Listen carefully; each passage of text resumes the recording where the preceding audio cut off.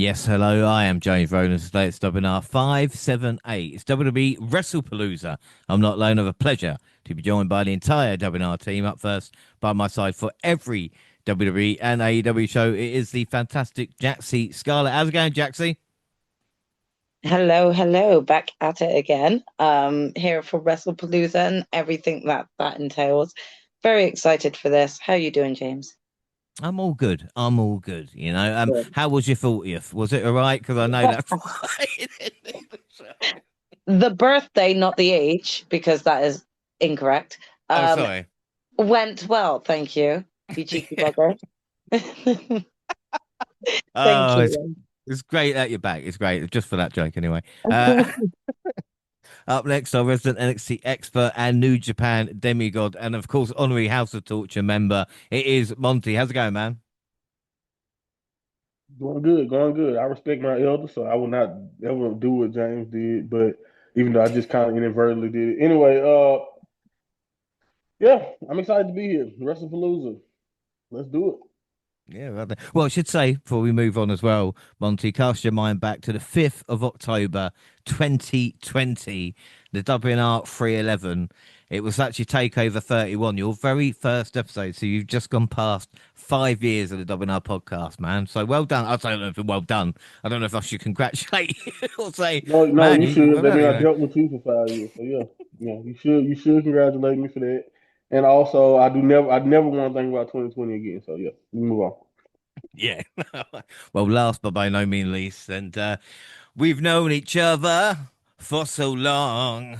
Your heart's been aching, but you're too shy to say it. Inside, we both know what's been going on. We know the game and we're gonna play it. And if you ask me how I'm feeling, don't tell me you're too blind. Oh shit, to see. Never gonna give you up. Yeah, I'm gonna get this. Never gonna let you down. Never gonna run around and desert you. Come on, everybody, help me out. Never gonna make you cry. Never gonna say goodbye. Never gonna tell a lie and hurt you. Yeah. Never gonna give you up. Yeah. Go, Gina. Oh, Gina. Let's go, Gina. Yeah. Hi, Gina. I'm glad you're back. I don't know if you can tell. Hi. I mean, I did join in off mic, but Hmm. I'm not letting the poor people of this pod hear my singing. So I was with you in spirit. That's fine. It's fine. I'm not glad. I hope you're okay. Like I said, I'm so glad you're back. And I heard it was your birth. I assumed you were different ages too, Jaxie. I mean, Yeah, 'cause I'm the obviously you're younger much one, younger. Yeah, I'm much yeah, younger than that. So yeah. but no, it was a lovely birthday, very drunken as expected. So all great. Yeah, well, we have a big WWE catch up today, of course, with WrestlePalooza, but let's get started with the Raw and SmackDown notes. I've not dated these Raw, so God knows where these from, but apparently Joe Tessitore is back, so we're just going to go with this, all right? Wade is on holiday. He's not banished because of Nikki Bella. Uso started the show, followed by the Bronze, and of course, the tag match was made for the PLE. LA Knight helped the Usos, but nearly hit Jay. He did get Bronson Reed in the main event. Backstage, Yost told Jimmy that he's not worried about LA Knight or fending off the Vision, which Jimmy said just sounded like Roman. And Jason, maybe that's not a bad thing. Now, Knight, for himself, allowed himself to be distracted late, and Reed made him pay, scoring the victory for the Vision. They beat him down with the Usos helping out, and then Jey Uso hit LA Knight with the super kick, which drew boos from the crowd. And Jaxie, it's a long way away for me to start saying this, but again, a lot of shit's been on Jey Uso, about being one dimensional to the eat chance, and he's like an onion at this moment in time. Do you know what I mean? We're seeing different layers right now.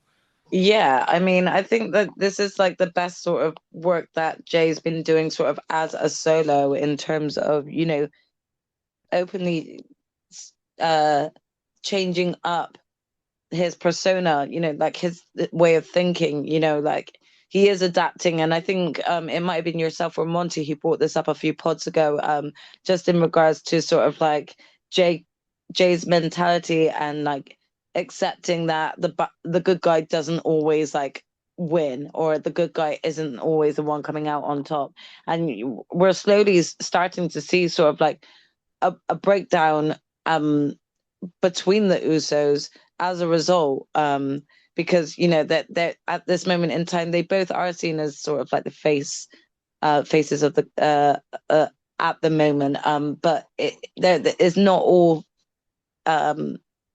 coming together. The Usos are on different wavelengths, and their communication isn't up to scratch right now. So it's a bit of a weird place for Jay to be, but it's a great one for like kind of showcasing like the versatility of him, like changing, branching out, and just seeing where things will go. So I'm very intrigued to see like kind of what's in store for Jay at this moment in time.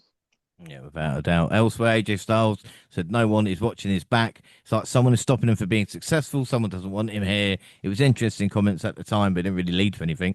Dragon Lee helped AJ get a win over El Grande. Stephanie Vaquer wasn't there to sign a contract. Oscar doesn't respect Nikki Bella. Raquel beat Lyra in a great match. Rusev beat Penta thanks to the New Jay. And AJ Lee returned to Raw after a decade. Of course, with welcome back Chance. It was a great promo. I mean, Monty, we talked about AJ Lee, her impact on the business, but for her to to come back in front of the crowd to get the chant after that match, even chanted therapy, so again there was a kind of a lot going on there. And then of course the challenge for WrestlePalooza as well. What did you think? I don't know if you can remember the segment even, or just like the setup, and what your thoughts kind of AJ Lee as well. She's a legend, absolute legend. I think this is one of the situations where the fans and everybody knows that we're kind of just lucky in a sense because she was one of the few who for a decade held true. A few wrestlers who for a decade held true and just didn't really have any signs that she would ever be back. I think when Punk returned, that opened a lot of people to the possibility because you just hope that if Punk could like let bygone be bygone, that maybe he could convince her to come back. And I don't know how much influence he had on this. I know from a storyline perspective, it makes perfect sense. But for her to go through everything she went through outside of the ring and just you know like she mentioned, becoming a better version of herself mentally to get to this point to return, to feel like she could return to the business that she gave her a lot of herself to. And at the time that she was in wrestling, it wasn't really giving itself back to the way it gives back to women or has the way it is now. And I think for somebody like AJ Lee, and same thing even like for Nikki Bella and any legend, Trish Stratus who come back every now and then, any woman of the past who was in that business when matches got cut short or when you were lucky to get 5 minutes for your segment, and when they before they were even giving women merch and all of that, I mentioned the last time we kind of talked about this that AJ Lee was one of the first women to just have merch made for her. Like I know a lot of people know like the Nikki Bella Fearless stuff and all of that, but it wasn't any of that until the AJ Lee trailblazed and did everything she did. So I can only imagine what that was like mentally and what that was like on a lot of the women who may have wanted to achieve what a lot of what the guys were achieving. And now we are in that era where, in my opinion, like I mentioned before, if you'll see as we break down this show, a lot of the best storytelling, best matches, and a lot of everything, whether we're talking about AEW, WWE, with any promotion that has a women's division, the women's division is the important part, and most of the time so far, especially this year in WWE, best part of the show. So I think just from that perspective is awesome. And then, like you said, a lot of stuff she touched on and being so honest, but then still being able to be who she was because she was always an excellent character. So when Becky shows up and they do their back and forth, that kind of setup, and then using self ego to get the match, like all of it was excellent and just well done, and it made a lot of sense. And I think I love the threat that she seems to be too, because it's like it's a lot of people. Even she kind of touched on. There's a lot of kids in the audience, a lot of people who may be chanting, may be happy to see her, but outside of knowing she's Punk's wife, they don't know a thing about AJ Lee. So I thought Becky Lynch did a good job. Seth did too, of kind of selling, especially when she first showed up on SmackDown. But even in this promo, they did a good job of selling and putting over the thread and who she really and like the legend that she is just by their reactions. And I think that helped the angle going forward too. So I think everything about this was really well done, and I just think that honestly, I just feel spoiled in the sense that we get a chance to get AJ Lee back in the ring and doing anything in the business. Like she signed a full time contract. You couldn't like I don't know a few years back or whatever. I definitely gave up on the hope. The same way I kind of gave up on Punk ever being in WWE again. I definitely gave up on AJ coming back. So I think this is kind of cool that she gets to put a bow on her career in a different way because I think she had already done enough, but like coming back in this era and getting the many possibilities for future opponents and angles, I think is really exciting going forward because there's a lot of little mini AJ Lees, the Liv Morgans, the Roxanne Perez obviously, and many more who borrowed and talked about how they looked up to AJ Lee coming. I mean, Zelina, who actually played her in like that movie that they made about Paige, right? So like so many people who just look up to AJ Lee, and so I think this is really cool to see her in this era of her career. She's in fantastic shape, so I just thought this was great. Yeah, it really was. On to SmackDown, Vic Joseph, Booker T made me think I had NXT on. If it not for the blues surrounding the ring, I was like, no, this is all right. Brock started the show before he could say anything. R-Truth came out. He was there to protect his big brother, John. He said Super Cena is coming for him, but not tonight as Brock hit an F5 on Truth and split his dreams. Ray Phoenix accepted Sami Zayn's US Open Challenge, and the crowd loved it. Sami retained in a really good match. And we should also mention Andrade is gone.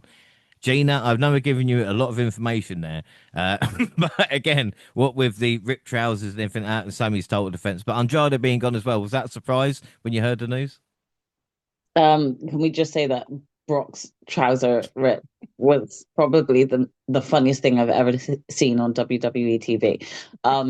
But yeah, the Andrade thing, I want to say I'm surprised, but I'm not.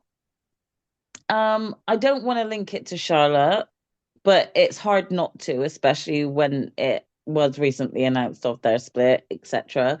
Um, yeah, I'm just not surprised here. I wish him the best. It's gutting because Andrade is such a great wrestler, and it's a shame that he's no longer going to be around again in WWE TV. I remember being disappointed when he first left WWE. So, to get him back and then lose him within such a short span is kind of like, is it better for him because was he really being utilized? Because I don't think he was, but then it was great to have him back at the same time. So it was kind of a catch-22.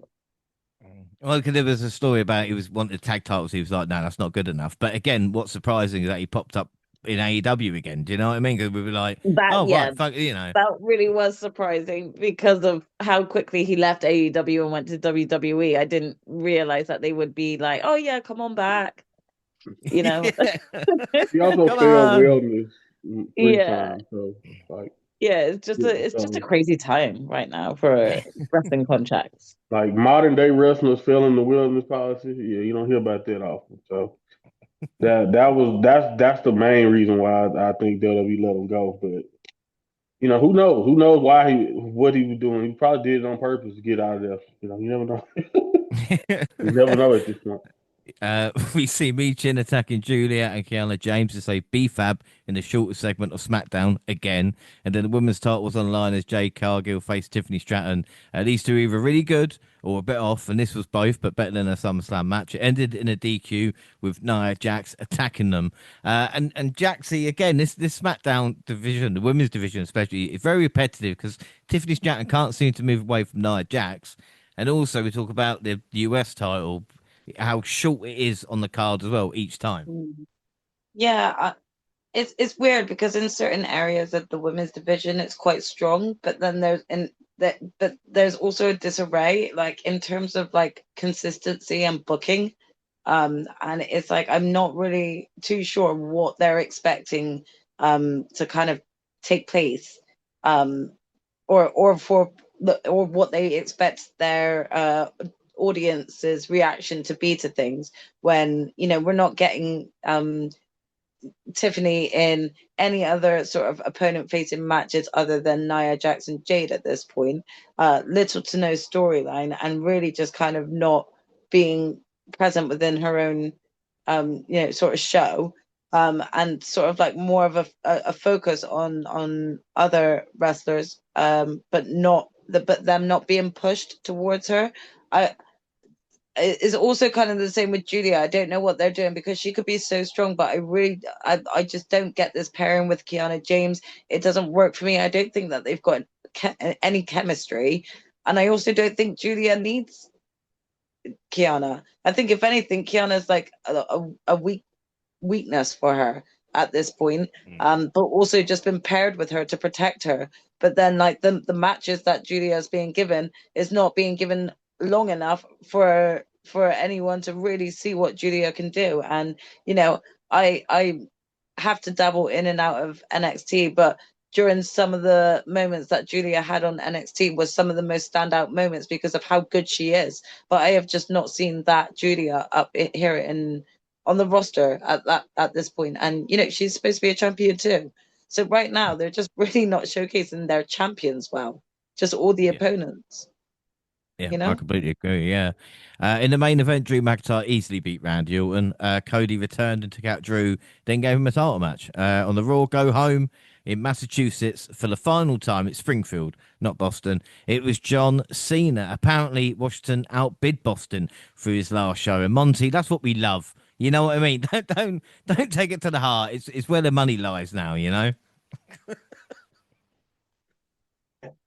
I mean, I don't know what you want me to tell you. Are we shocked?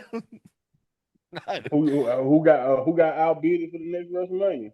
Everybody. We should worry when Russia has WrestleMania in a couple of years. Do you know what I mean? That's when we start panicking. Anyway, he talks about don't count them out. They got enough money for. he talks about Springfield College. His friends and teammates are there as well as his family. We got fuck you Lesnar chance. He said his fights. He battles in the middle of the ring. He said jorts are stronger than jeans, which again is a great line. But again, it was nice to see John Cena, Monty. We haven't got many now. You know, what is it? Maybe 4 or 5 appearances. And again, this is classed as an appearance, which again didn't tell us at the start, did they? Like a promo. Yeah, I mean, I figured everything wouldn't be a match, even though you would like them to make the most of it.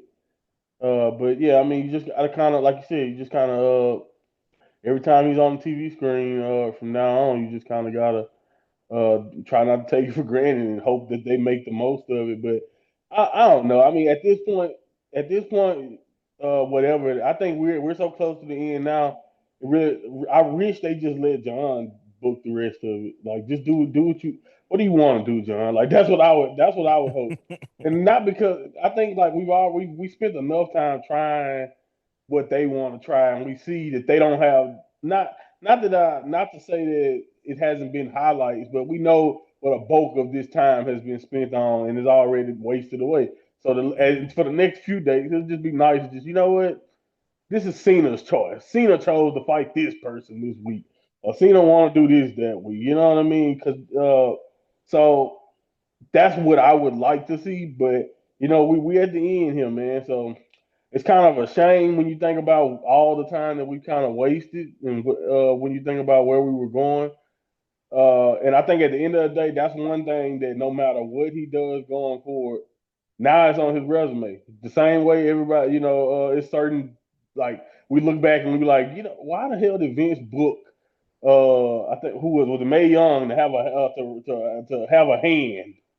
We're gonna always look back and be like, no, I don't think it's that. I don't think like, it's that bad. it's not that bad. I'm not saying I it's that understand bad, what you're but saying. that's on his It will be a resume. moment in time. And but now yeah, we're gonna look back and be like, everybody want to talk about the good of Triple H's book. We're gonna be like, Triple H wasted John Cena's retirement tour. They should combine the two gimmicks and have Mark Henry show up, literally, like with a pink jacket and the hand. That's what we want. Anyway, LA Knight confronted Jey Uso. Pierce made a tag main event, believe it or not, with a bronze versus LA Knight and his partner Jimmy Uso. Reed got the pin over Jimmy, and Jay saved them, with Knight getting to his seat on Uso with a BFT. I like that because it didn't make LA Knight look like too much of an idiot. Lyra beat Rox. Bailey returned to fend off the Judgment Day, and apparently the Hugger is back. But backstage, Lyra overheard a shouting match involving Bailey, only to walk in on a role model in a locker room by herself, now sporting a half black, half white shirt. She unloaded verbally on her former friend, leaving Lyra aghast. And Gina, we wonder what Bailey would be like when she comes back. It looks like it's going to be every character she's ever played. Yeah, I mean, I don't necessarily hate it, but I don't necessarily love it, if that makes any sense at all. I don't know. I think I don't want Hugger Bailey back. I don't think that persona needs to come back. Um, but I will admit that I did love a heel Bailey, so I was kind of hoping for that heel type Bailey to come back. But it kind of seems like we're getting cray cray Bailey, you know. So I'm intrigued to see where she goes with it, because I do like how Bailey rocks. So we'll see if she can, like, you know, keep that character consistent and keep the crowd interested, I guess. But I'm also a little bit confused with where she wants to take this, because this was kind of giving me, you know, Nikki Cross vibes when she was starting to vibe out before merging into the Wyatt Six character, you know. And again, that was cool for me. Like, it was typically Nikki Fox to be losing her shit, you know. But I don't want Bailey's character to seem to be doing the same thing. So yeah, we'll see how she rocks it, I guess. Yeah, we'll see if Lyra can't piss her off. You know, a bit like Jaxie, isn't it? Really, like, I'm not gonna lie, like we just don't know which one we're gonna get every week. You know, it's fun. Punk age. Uh-huh. Punk, AJ Lee, and Seth Rollins.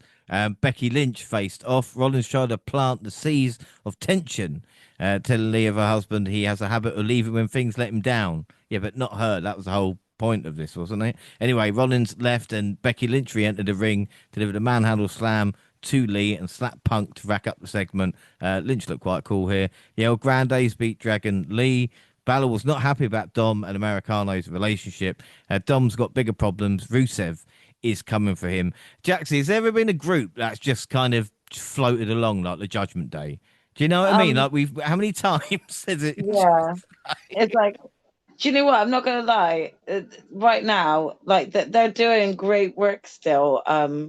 But like, at the same time, whenever they turn up on Raw, I'm just kind of like, oh yeah, I forgot they were champions. You know, it's kind of like uh, they're kind of like slippery little fuckers right now, aren't they? In terms of like holding all of the gold, but also kind of like forgetting who they're feuding with, or whether or not it's with each other that they're feuding with or not. And you know, they just think they feel like the type of group that have like 99 problems and they all don't know how to handle it.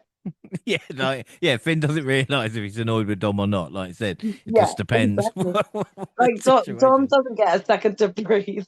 Every time he manages to like successfully you know, uh cheat and keep hold of his title, he's got some next big guy on his way that he's got to deal with, you know.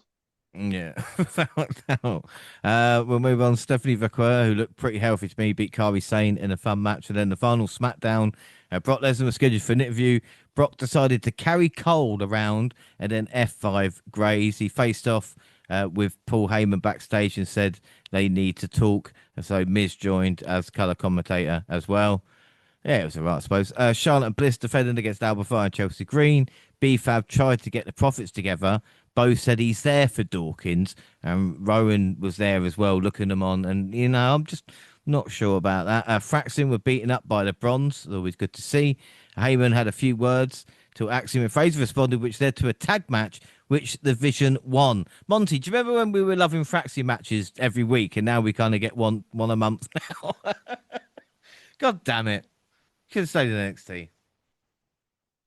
Hey man, that's what happened when your booker despises tag team wrestling. Yeah.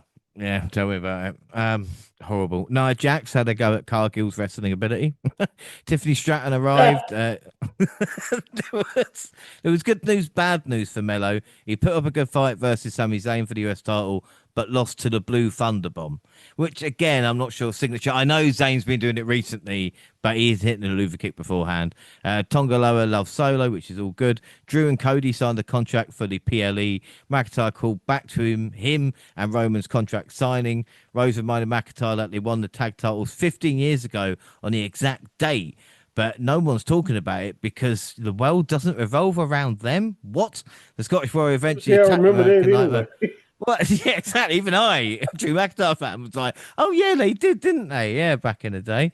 And was about to kick it for the announce table, but changed his mind and said he's going to take what means the most to Rhodes, and take it away. I mean, Monty, has there ever been a title match that just, do you know what I mean? I love Drew McIntyre, but man, there was like a weak build to this, as in a weak build as well.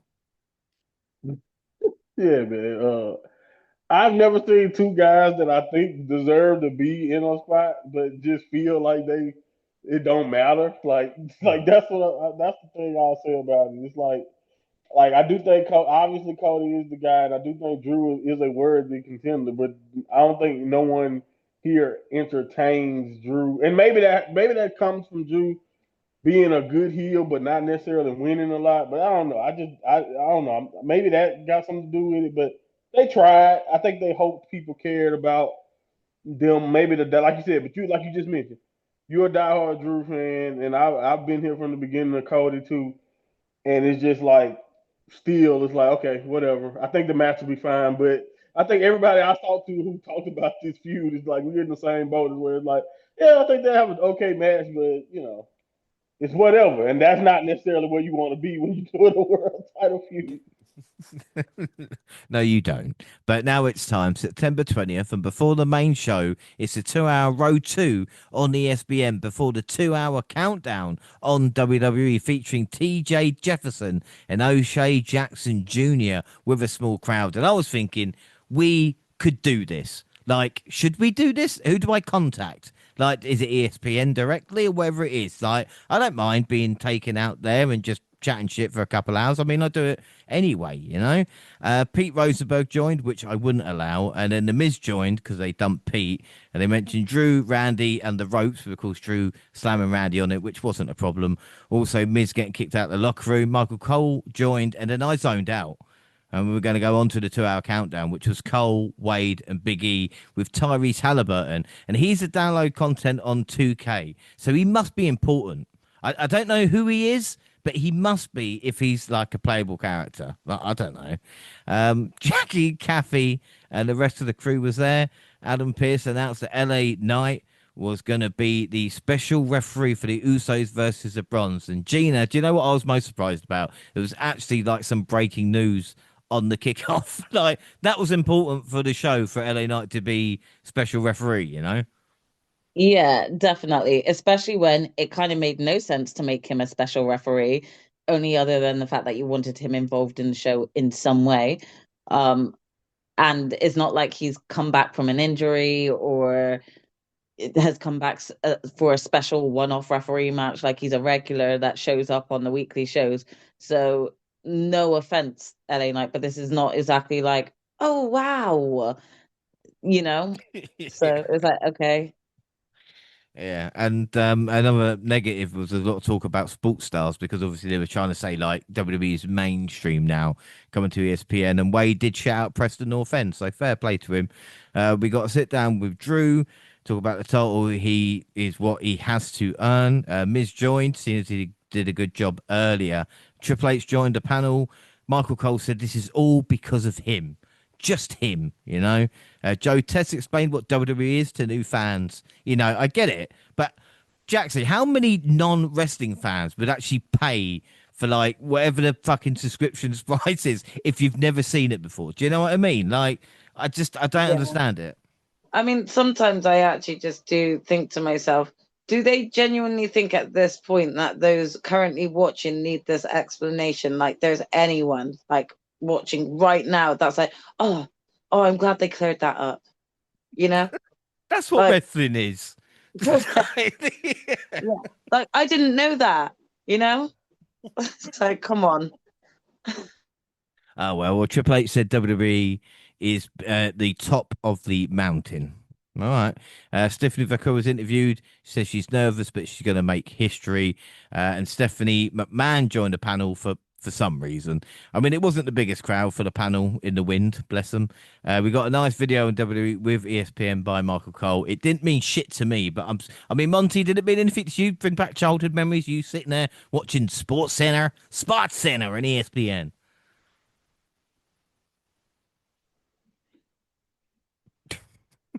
I don't think it will be. Sportsman has been so irrelevant that I mean for so long now. I mean, yeah, I guess growing up, I love. I mean, ESPN is the worldwide leader in sports. I don't say that they are now because I mean, there's plenty of better places to consume your sports content these days. But growing up, sure, yeah, 100%. I think. Think of it this way.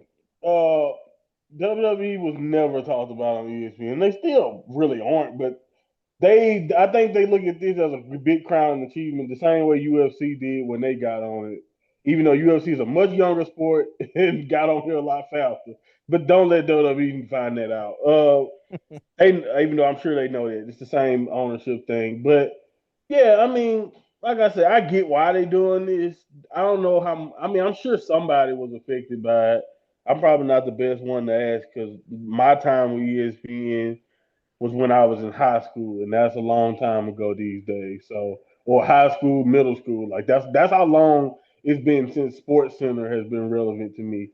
But ESPN is a big deal, especially in America. The worldwide leader in sports, so they say. So, I get why WWE is trying to make it a bigger deal. And to be honest with you, let's cut the crap.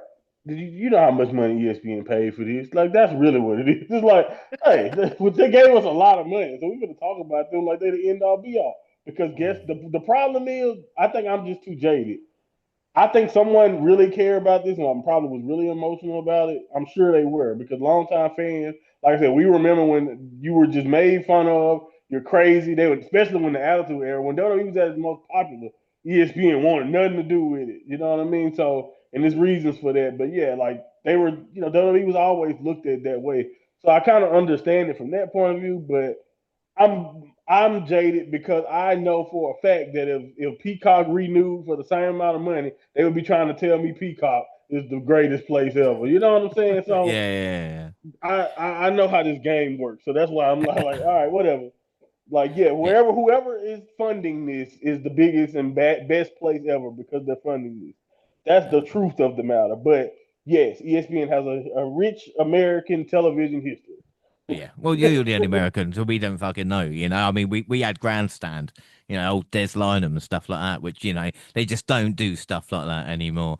Anyway, if it's like the Fox deal, it won't mean nothing in a few months anyway, will it? So, hey ho. Joe Tess said he's been into mainstream sports before, and now he's coming to wrestling. Bless you, Joe Tess. Can the mainstream help? Do we care? On to the main show. We got a new opening crawl. Oh, that was nice. I mean, Gina, were you excited about the opening crawl? Did you, were you asking questions like, oh, look how pretty the opening crawl is? Nope. Well, that's 5 minutes of my stuff wasted then. We had the standard superstar arrivals, ESPN video that I saw on kickoff, but with added pyro. I mean, fucking Jesus Christ, Triple H. Does the cunt have to start every show? Apparently, this is the final form of sports entertainment now. That's quite interesting. And this was the same time that Fletcher was facing Hangman. And not since TNA decided to go head-to-head have we had this. I mean, that is credit to AEW. Still no wrestling on the PLE as Pat McAfee joined commentary, but not for the whole show. But Gina, again, it was nice to see Pat, wasn't it? Good old Pat. And Cole was, of course, creaming. Yeah. Yeah, no, it's always nice to see Pat, but seriously, like the crowd screams for Pat when he comes out. Michael Cole might scream louder though. I know they're in Indianapolis and that's his hometown and wherever it is, but I'm starting to think they are enjoying themselves more than we are, which can be a problem after a little while. But Brock Lesnar's music hit, and we were finally going to get some wrestling, or so we thought. Paul Heyman was there to introduce Brock. Cole was, of course, shitting himself, and John Cena made his entrance to a thunderous pop from the crowd. John couldn't be more of a babyface, arriving with a group of kids dressed as him. It wouldn't have worked for any other wrestler. Imagine Randy Orton coming out with 100 kids. Has not got the same effect, has it, you know? Anyway, as for the matchup, shoulder thrust, Irish whip into the corner, power slam, couple of German suplexes. Cena chatted during a bear hug. John went for the AA, but got clotheslined. John did hit 3 AAs, but it wasn't enough. Brock hit 6 F5s and got the win. Brock hit an F5 on the ref and a final one on Cena. And there are 4 more appearances for John Cena left. Jaxie, what are your thoughts on this fun opener? I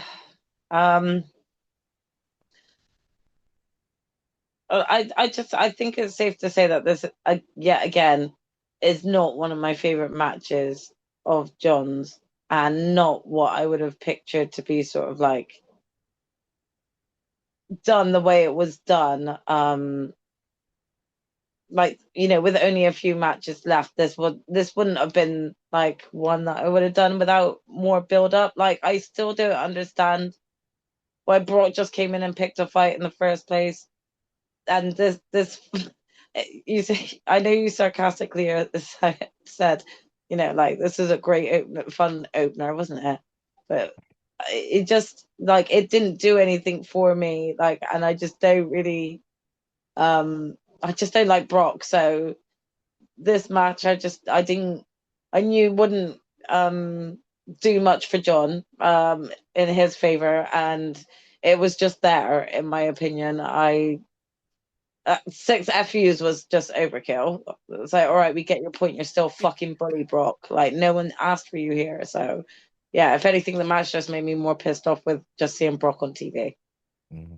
Well, Monty, this is the question I'll ask you as well. I mean, how is Brock still getting cheers? I mean, even like in kayfabe, as in like he was great in 02 and 2003, and I agree with anybody before he became kind of this, and then this was terrible. I mean, you can't blame the old man now. It's not like he was having legendary matches with, do you know what I mean, during that run when he was Universal Champion and anything like this. Is it the USC thing? What? Why are people still cheering him? I just don't get it. Why the hell? Why would you ask me I that? don't First know. of Maybe all, you know. You're American. Maybe the why would Americans you ask like me him. that? Maybe he's got an American flag on him or something. I don't know. He's a You know, big you white guys, I boy. don't know. Of course they like him. Big, strong white boy. Yeah, they like a big, strong white boy dressed like a cowboy who lives on a ranch. Yes, especially in this current day in America, they love him. Just based off that, if you want me to say that. Other than that, I don't know. I got no explanation for why people care for him other than the makeup of your average person from Indiana. You know, I mean, they ain't got nothing else to do. Indianapolis may look like a nice place if you're going from their stadium, but they don't got much else to do there. So Brock is one of the best looking, biggest superstars that they get to get around now. You know, Pat McAfee is probably the most popular person of Indiana natives at this point. So like, they don't got a lot. If you want me to shit on them like that, but other than that, no. No, I don't really got. I don't have a good explanation for the cheers or anything, but I'm not surprised. I mean, they right after the initial scandal, they cheered the old man. So, if you think they're gonna have, if you think WWE fans or people who pay to go to these shows are gonna have some moral standing because of who Brock is or Brock's accusations, then you're wrong there. So that can't be too much of a surprise. But as far as what he's been doing on television and like cheering them. I just think, like you mentioned, James, is like, you know, even like you said, even as somebody else who appreciated Brock from the early days and the next big thing and all that, and I didn't really care for a big chunk of the run, like of his dominant run post beating the Undertaker or whatever. But you know, I'm not gonna act like it wasn't some entertaining moments. But yeah, I don't get it. I don't really understand. Like you said, kayfabe wise, I don't know why they're cheering it all. And then outside of kayfabe and what we're actually getting from a wrestler standpoint, and in this situation, in this match itself, I damn sure don't understand why or what we were doing because I don't understand the thought process of why they felt like this is something that we needed to see. I was Yeah. perfectly fine with the last time these two guys even touched each other in a one-on-one setting being when Brock destroyed him in SummerSlam. Now that one was shocking. That one was fine. You know, even if the match was Exactly. yeah, even if that match was a straight up beatdown, I'll take that, and that could have been the last time they ever fought. Like we got the point across that Cena is not on that man's level, and that is what it is. Now if they were gonna do this and actually try to hit on some greatest hits, have like a version of that match that they had when Brock very first came back in 2012, then sure. But Brock is not that guy. He hasn't been that guy in a long time. He's not gonna give you that. You know what I mean? He Yeah. gave you versions of that in his matches with Roman and stuff like that, but he's not that guy consistently.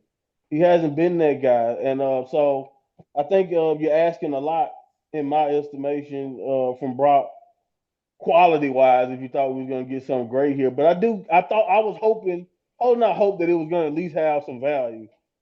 Like once you get this match and you get here, not only was nobody in their right mind asking for it, nobody in their right mind can sit back and be like, "Oh, this was great." Just Yeah. watching the match. No, it was a shit match. It did nothing. It was a waste of a John Cena appearance.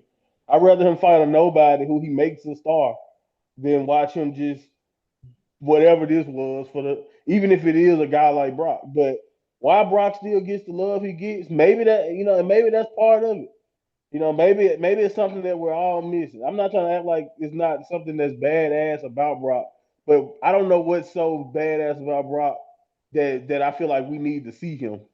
Yeah. He, Well, even that style of match again, because strong style and stuff like that. But there's a difference if I want to watch like UFC or like a kind of a knockout, then I'll watch that. I want to watch wrestling. I want to watch wrestling, and this kind of Brock Lesnar kind of character that's we saw the red marks on Cena, so it's not like he's holding. You know what I mean? Like he's still kind of being rough and stuff like this. There was a sign that said he shouldn't be here, and you know why. But Gina, again, the kids were crying, but Cena did leave without assistance with "Thank you, Cena" chants, and I did feel a bit sorry for John, but it was like he can't, he's a company man, I suppose, the ultimate company man.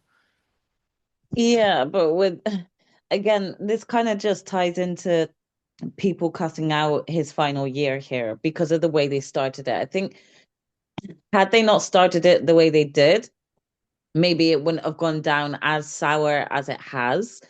But I think because of like the flip up of it, it's thrown people off, And for me, I wouldn't exactly say it's the best retirement year someone would have. Now, if you ask me, like, have there been decent matches in this year? Yes, for John, there have been. But he could have had a whole year of that same consistency, and they've kind of flopped it in my eyes. So yeah, I'm not surprised. I do feel sorry for the kids crying, but I also don't feel sorry for them because when Brock's around, anyone's gonna cry. Yeah, well, I don't feel sorry for I feel sorry for the kids crying. Then the parents point at them and they go, "Ah, you're on video. Look, you're crying." But again, it's an emotional sport. Anyway, scores out of 5. Jaxie, what would you give it? 3. 3, Monty.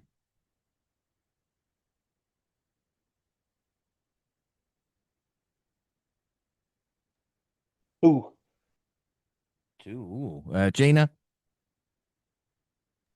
Um, yeah, like a 2 and 3/4. 2 and 3/4. I'll go with 3 predictions for the WNR Prediction League 2025. This is after All Out and before WrestlePalooza, the bonus league. Monty on 18, Jaxie on 16, I'm on 15, Gina on 12, WWE Monty on 8, Jaxie Gina on 6, James on 4, and AW Monty on 4, Gina on 2, Jaxie and James on 1. With this one, we all went Cena, so we are all on 0. LA Knight was the special ref for the next match. The reunited Usos told everyone to use their phones to try and recreate France. They faced off with the bronze of Breaker and Reed. The Hills dominated early on, weathering a brief onslaught from the Twins and isolating Jimmy, capitalising what Knight had admitted during the pre-show about relaxed rules introduced into this match. Jimmy, though, turned it against them, dropping Reed face first into a steel chair. Bayface could not capitalize as Breaker broke up a hot tag, retained the advantage for the team. Jimmy finally made it to his brother, and Jay exploded, taking the fight to both heels and injecting some much needed life into the match. The Bayface introduced a table, but the heels set it up to utilize a few double super kicks, led to the 1D, but Reed broke up the pin. Jaxie broke down. Jimmy delivered a swanton bomb to Reed. Breaker speared him, and Jay delivered one of his own, followed by the Uso splash for a dramatic 2 count. The tension between Jay and Nightlow continued to mount, halting the Babyface's momentum. Breaker took advantage, delivering a double spear that drove both Usos through the table. A tsunami to Jay earned the Hills a victory. We should also say Jay fucked himself up with a chair coming back on him. And Monty, again, it's usually weird things in wrestling that cause the most damage. You know what I mean? Such an innocuous kind of look really fucking busted them open. But what are your thoughts on the match as well?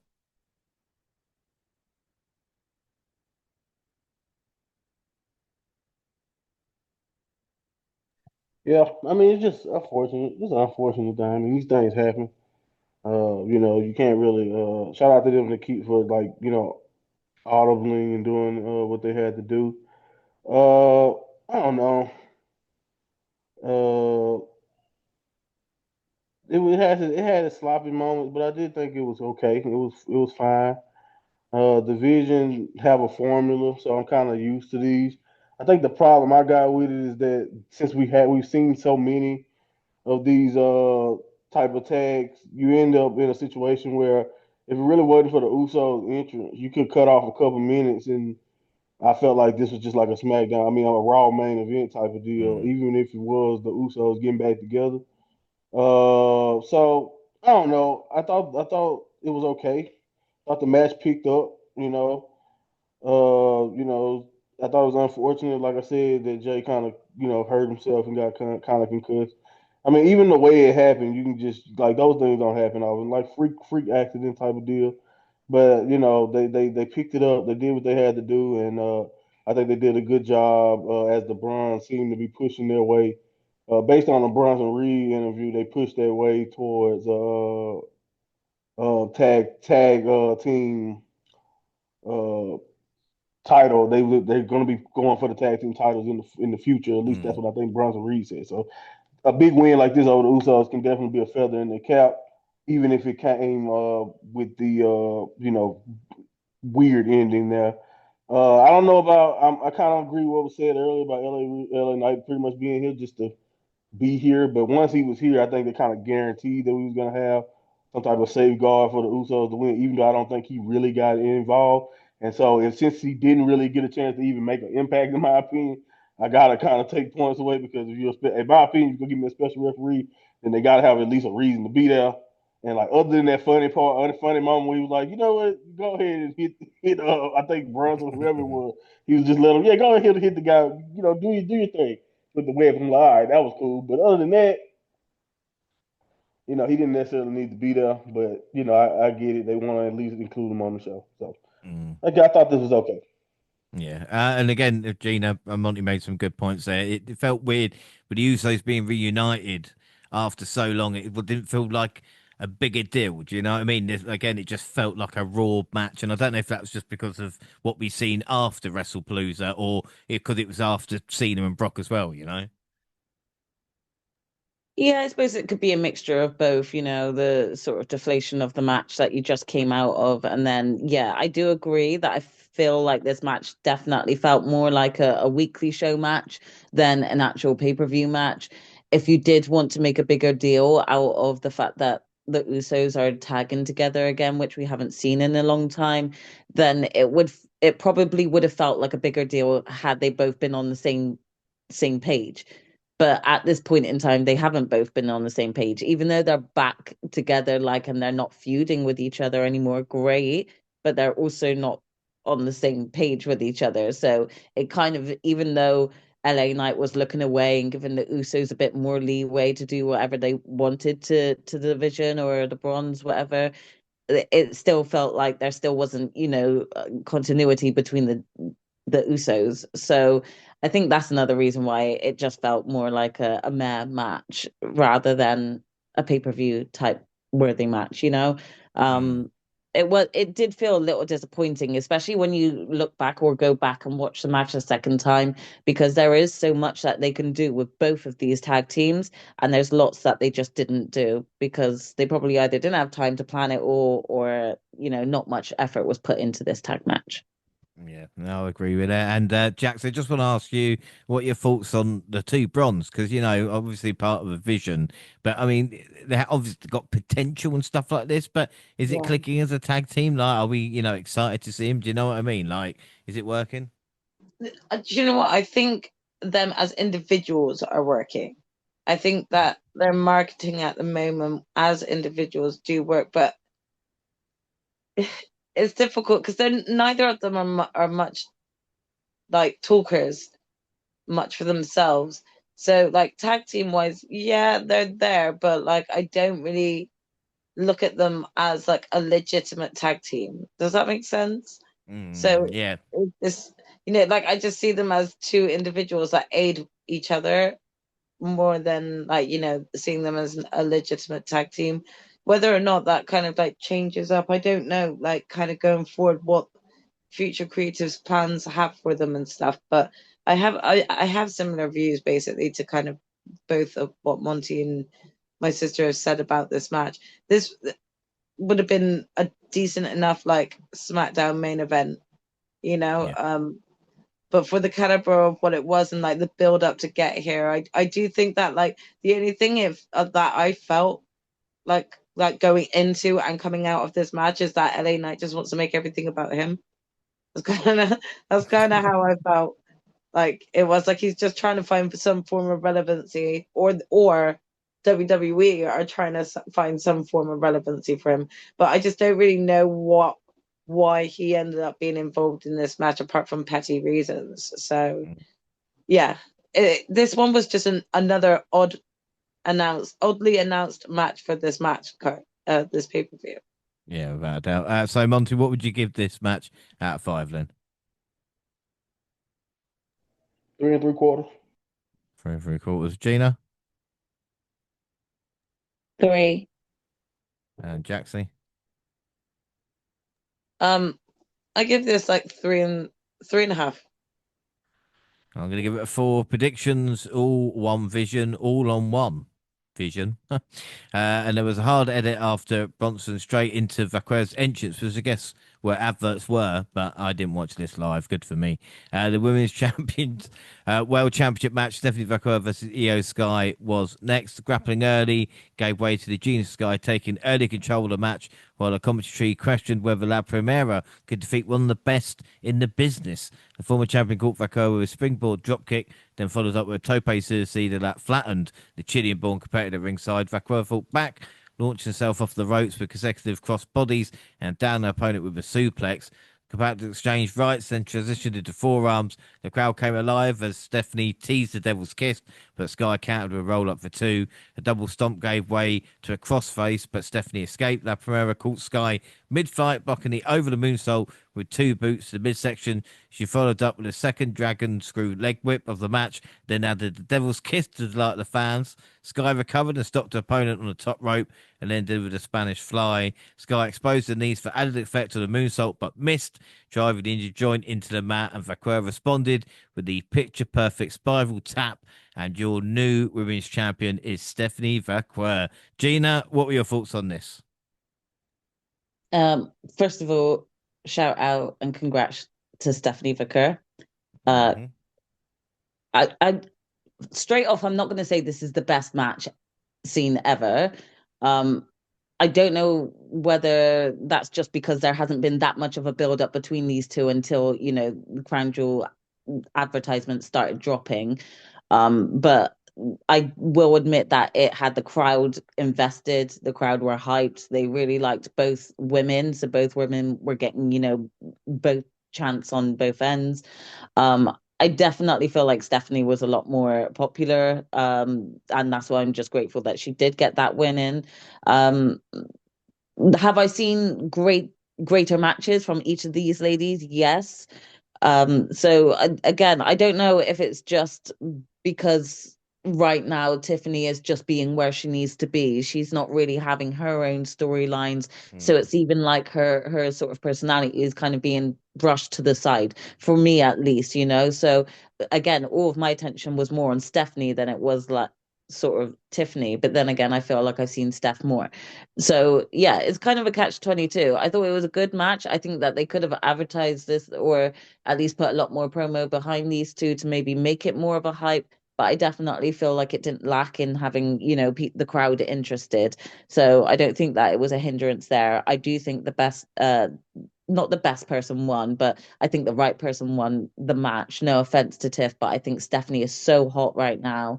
She should continue this hot streak. Yeah. And again with EO there as well, you know, we talk about Jaxie EO being the most consistent wrestler in the world right now, and again putting another banging performance, you know. Definitely. I think that there's just a constant consistency when it comes to EO, isn't there? So I think in terms of like the caliber of it, I think both women worked well together. I do think that this is a great way to showcase someone like Stephanie, who is newly brought up to the main roster, and you know, to have a defeat over EO is a pretty big deal, considering we've just been like sort of having to deal with the after effects of Rhea still not being able to defeat Eos or like one on one, and you've got Mm. someone like Stephanie that's able to do that and overcome this sort of thing. So in that regard, I do think that this you know, went well and worked, um because both women were loved. I don't think that either way this match wasn't going to uh kind of like go down the wrong route. I think there would have been cheers for either outcome. But I do think that this was the right decision here. Yeah, without that. And Monty, as like we said, Gina and Jackson mentioned that Stephanie is there now. She kind of carried that connection with the crowd from NXT to the main roster. She's got that aura. Do you know what I mean? And it was the right time to put the title on her. No, yeah, 100%, 100%, 100% the right time. I think they could do so much more with her too. To be fair to Triple H and everybody, she was dealing with an illness she's talked about, so that's why she kind of went missing before the EO match and all of that, the whole thing. So we was wondering like, oh man, what kind of, man, she got a title match and they not even doing it, but she also, I think that might have been why she couldn't do that match on the card before this too, is because she was dealing with a legit illness. So I'm glad she was able to, get better and then be able to still go out there and her one of her first, I think like her second match in total back from that illness to come out there and then go out there and deliver a match of this quality with the best wrestler in the world. You can make a case, in my opinion, this year. You got a case, in my opinion, for people like her. Of course, what Hangman has done and Mercedes. But the reason why, like, Cody's had a good year. It's so many great ones that we talk about all the time. Who Takeshita, the Zack Sabre Jr. You know what I mean? Who just really put in awesome matches this year. But in my opinion, you can make the case that man, woman, don't really matter where we at, Japan or not. Io Sky has been the most consistent and been the best wrestler in the world, and she makes it look effortless. And I think Mm. sometimes that effortlessness can make her not get the credit she deserves. But I think it's been cool to watch her on this run where she was champion, and even with the storytelling that she's been doing since losing her belt, it's been cool to see in different many shapes and many different ways that they've been using her. You can kind of see that she's literally probably the best wrestler in the world if you really break it down, especially when it comes to match quality on a week to week basis. And another great match for EO. And then Stephanie, like you mentioned, no one has had the run that she's had coming into it. You know, I've seen a lot of people try to say it's about her looks or it's about this, it's about that. But in my opinion, I feel like she's the total package, and they've done a good job of capitalizing. Like, yes, does her look play a factor in why I believe fans who may not know about her immediately wants to watch? But that's a part of this business. That's a big part of this business.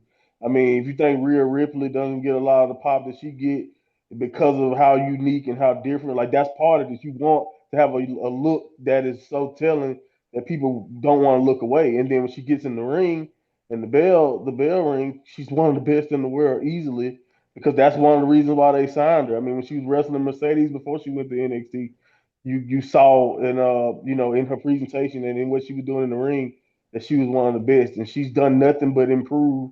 And as time went on in WWE, and I'm just happy that it's worked out this way for her that she's able to get this consistent push.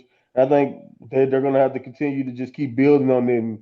And now it's time to start giving people angles and different reasons to stay invested in her as champion because as we see with like the Tiffany Strattons or whatever, you can be the total package, you can be great, but if no one have a reason to care for you, or we care more about your potential opponents than we care about you, then it doesn't matter. So hopefully they can keep this going for her because, like you mentioned, it's very hot right now for her.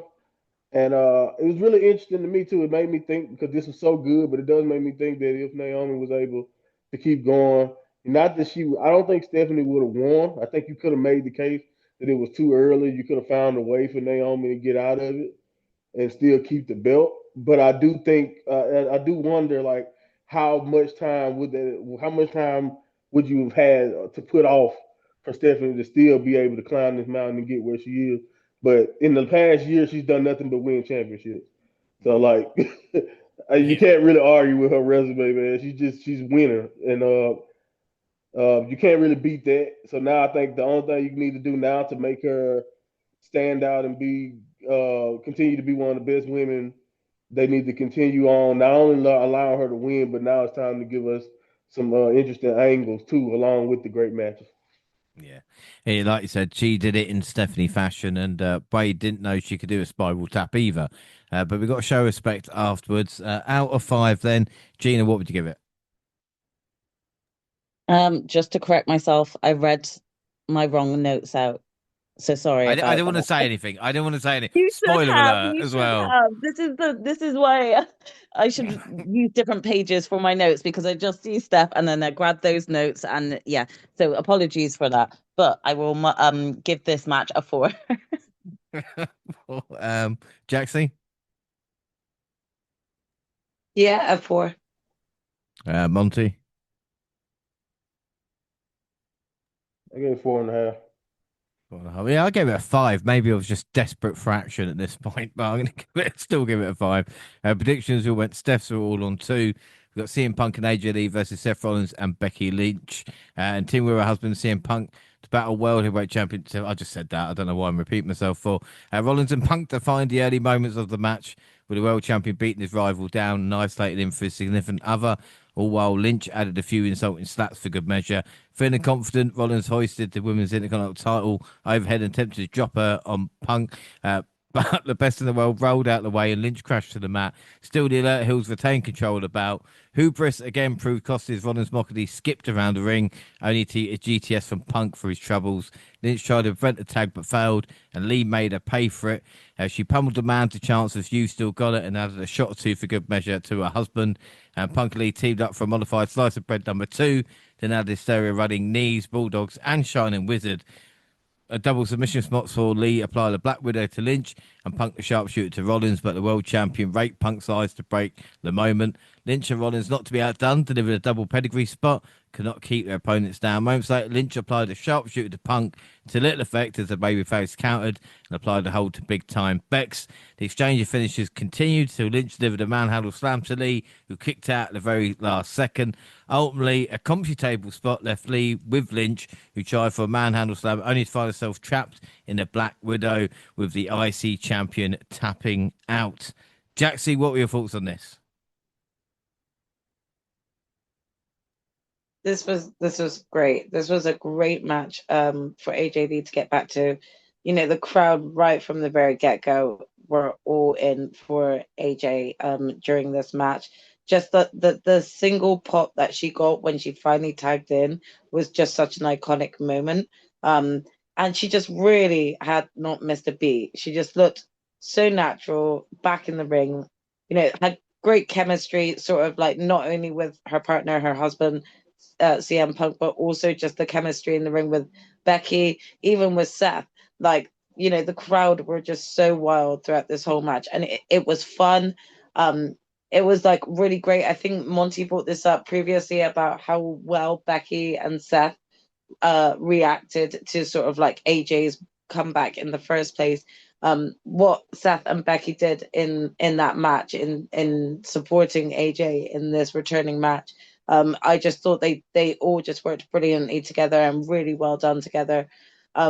I just, you know, there's so many highlight moments that I watched this match twice. I think it's a great comeback match for AJ Lee. I think it was great to see her pick up the win.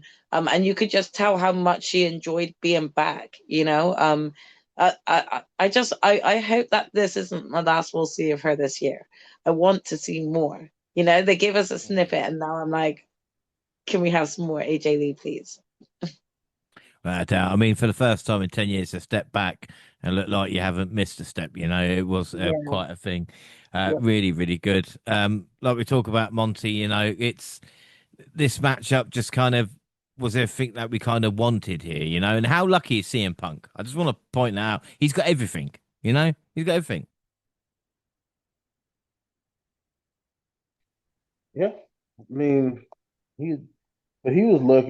He was lucky in that regard a long time ago. So it's only gotten better as he's mellowed out with age in his regard. But I think he'll be the first to tell you how lucky he is in that category. But yeah, man, this was great. I also agree. I thought it was a lot of just a very veteran match. I think you can tell Punk and Rollins and Becky too have been doing this such a long time. And AJ didn't miss a beat, but like my point is that when you are somebody who hasn't been in the ring in this long, in front of that many people, you know, it's one thing to work the ropes and do the training and work it backstage or work it with no one watching, but to go back out there and look good, and you know, this is a 30-minute match, so they was trying to showcase that she was ring ready and all of that too. They put a lot into it. That's probably my biggest critique if I had one, was that they went so long, and like, so if you weren't, you know, they, you could tell they were kind of trying to pad certain parts of the match. But for AJ Lee's big comeback and for what it means to see her back, and for what she was able to do, I think it still did what it was meant to do. I think it served its purpose wonderfully in that regard. And it was great, like you mentioned, great to see her in just back in this thing. But like, shout out to Vicky, shout out to Sel for selling and putting over AJ. And I just think to execute the way as well as they did, you need people like Self, you need Becky, you need Punk, you need them to kind of help bring her along and allow her to look like the million bucks that she looked. Because at the end of the day, this was an AJ Lee showcase in a sense, because you know, this is all everything about it. You can tell the way the match wrapped up and the way they kind of did the finishing sequence, or even the moments when she was beating herself. They did whatever they could to try to just to really make her feel comfortable, make her feel at home, and also allow people, like I mentioned earlier, those people who may not be familiar with her out, because it's plenty. AJ Lee is a big deal. Like, she got booked, she's done stuff outside the ring since wrestling. She might be even make the case that she has become more popular in some areas than she was as a wrestler. So, this was some people's very first time seeing her in this field, because she's been acting, she's doing other stuff. It's been sometimes first time seeing her in wrestle. So I thought they did a really good job of shining her up, making her look good. And I don't think this will be it, but I do think they're going to try to pick their spots and try to make everything make sense. You know, I'm hoping it doesn't mean we won't see her again until Women's Royal Rumble time, but I do think uh, they don't. I do think, because she, like I just mentioned, does so much outside of wrestling. I'd be surprised if they were giving she was giving up some of those obligations to be on the road with Punk 24/7 and all of that, because that'll be a big switch when you've been out of the ring for so long. But I do think she will be back. She will be doing interesting things with other people, and I don't necessarily think the stuff with Becky itself, because I do think a big one-on-one match down the line with just her and Becky is the story is already set up. They don't, you know, they don't need much to even get there. for that to work itself out. But I thought they did a good job. This was like really, really, really well done. And like I said, some very pure old school tag team, mixed tag, but it had some new wrinkles with the spots mixed in there. And I thought everybody did really good. A lot of Yeah. veteran, a great veteran presence, like type of match, because I just felt like even if it wasn't the flashiest or the craziest match, everybody did what they were supposed to do, and I think you can kind of see it reflected in the result that we got, and the way the crowd was into it. Yeah, without a doubt. And Gina isn't wrestling strange. You know, there's some wrestlers who have changed over time, but I know AJ Lee's just come back, but CM Punk, the same character he was in WWE 10 years ago. You look how many changes Lynch and Seth has made to stay at the top. It's kind of weird. It's like, will we see changes to AJ Lee if she is going to have like a proper run, or will it kind of be a greatest hits tour, kind of like what we're seeing with Punk, you know? Yeah, I mean, in a way, I do feel like, couples kind of reflect each other. So I would kind of see AJ just staying true to who she's been.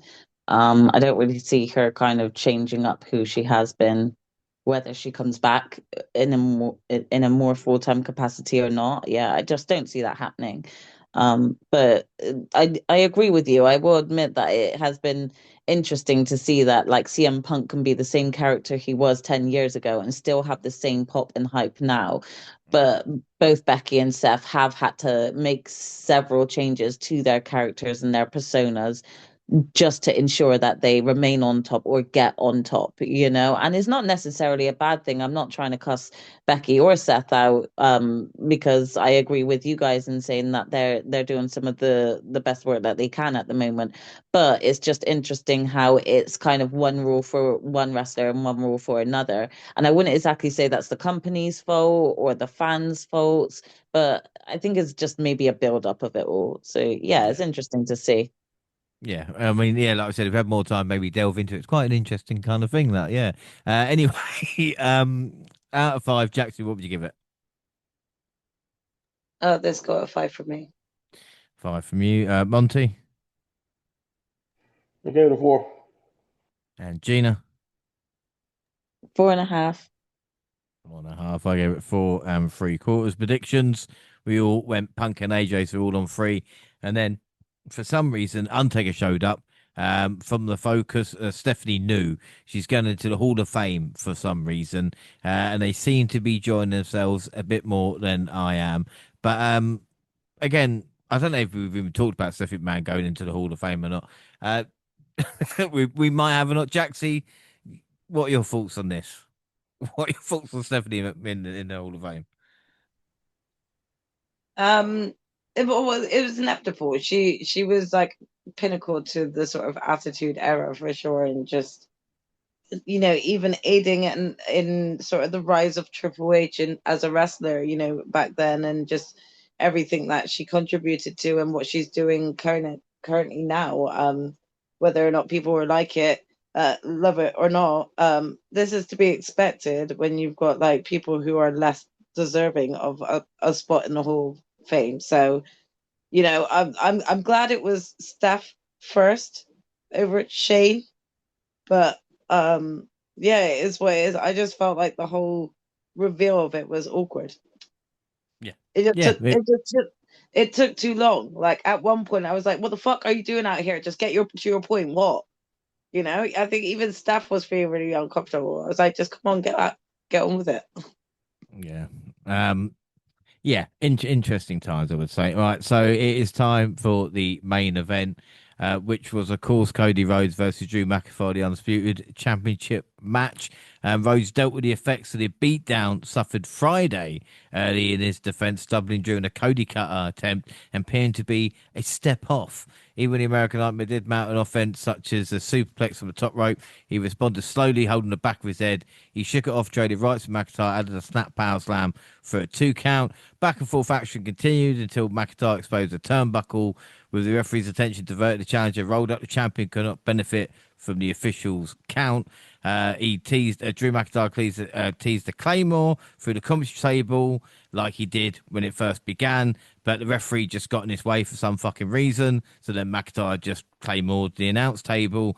Couldn't hit a Claymore in the ring, so Rose took advantage with just the one crossroads to get the victory. And I should say the main event was nearly half what the previous match was in length, but I'm not going to go there. Monty, what were your thoughts?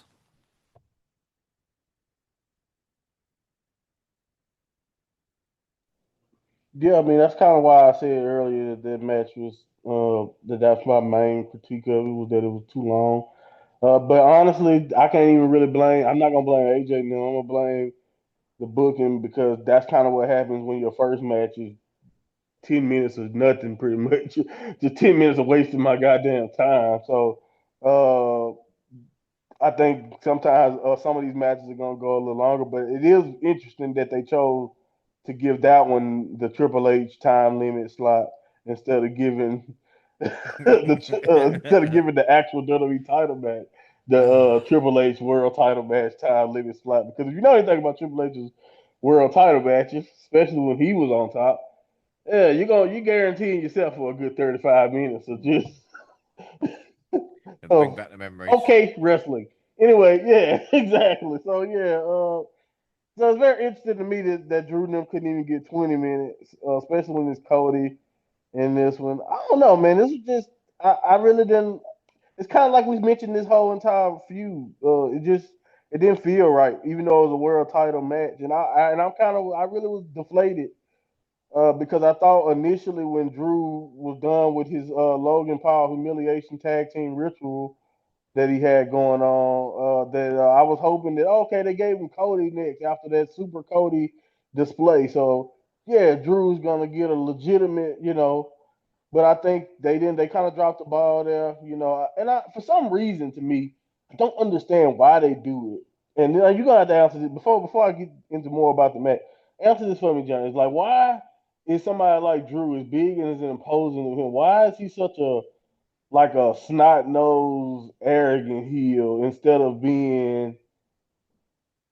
trying to kill people? When in reality he's 6'5" and huge. Like he should be like other than that initial attack on Cody, he does not really intimidate or he doesn't like you know what I mean? You get what I'm saying? Like why Yeah, I why think Triple isn't H hates Drew him. a I threat? think that's the thing. That's my only. I think Triple H hates him. Even in NXT, he fucked him over with the Undisputed Era. Don't get me started on that.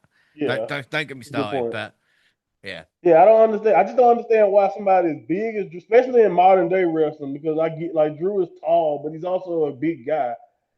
And everybody who's ever been that guy, including Triple H himself, had eras where they were hurting people and all this stuff. But Drew has never been that type of threat. And I don't understand why they didn't try to put the fear of the kids who back Cody. Everybody should be fearful that their babyface champion like Cody is going to get hurt when he's going against a guy like Drew. But instead, Drew is the meme. I'm joking on the internet. I'm clever type of guy when he's 6'5", 280 pounds. It don't make sense. But anyway, I don't. That's my one critique, and I don't know how much of that is Drew and how much of that is that WWE just refused to make him like. Why does he book like the Miz as a heel instead of being a yeah, killer? But anyway, we'll move on from that. This match again, like I said, just kind of. I think that's part of why it's hard. Even when a guy like Drew, it's hard to be like, oh well, I thought Cody might not win this match. Like, it's not one time in this match. As solid as the match was, as far as wrestling goes, it wasn't really much in this match where I was like, Drew is gonna beat Cody. And I think when you book somebody like, because again, Cody's last big match before this is that Super Cena match where he kicked out of 35 finishes and all that.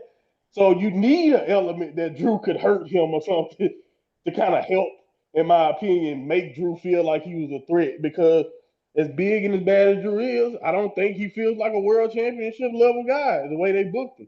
And I think part of that goes into my thought process as I'm watching this. Now, but I don't know. Again, everything about this was just weird. The angle didn't feel like a world title match. The match itself didn't get world title type of build or length. And Cody retained, and I was at the show. I watched the show that live, and I was just like, oh. Now again, part of me was like, was it because I had watched the AEW show that same day? But no, it wasn't just me because when I was on the internet watching it, everybody was just like, okay.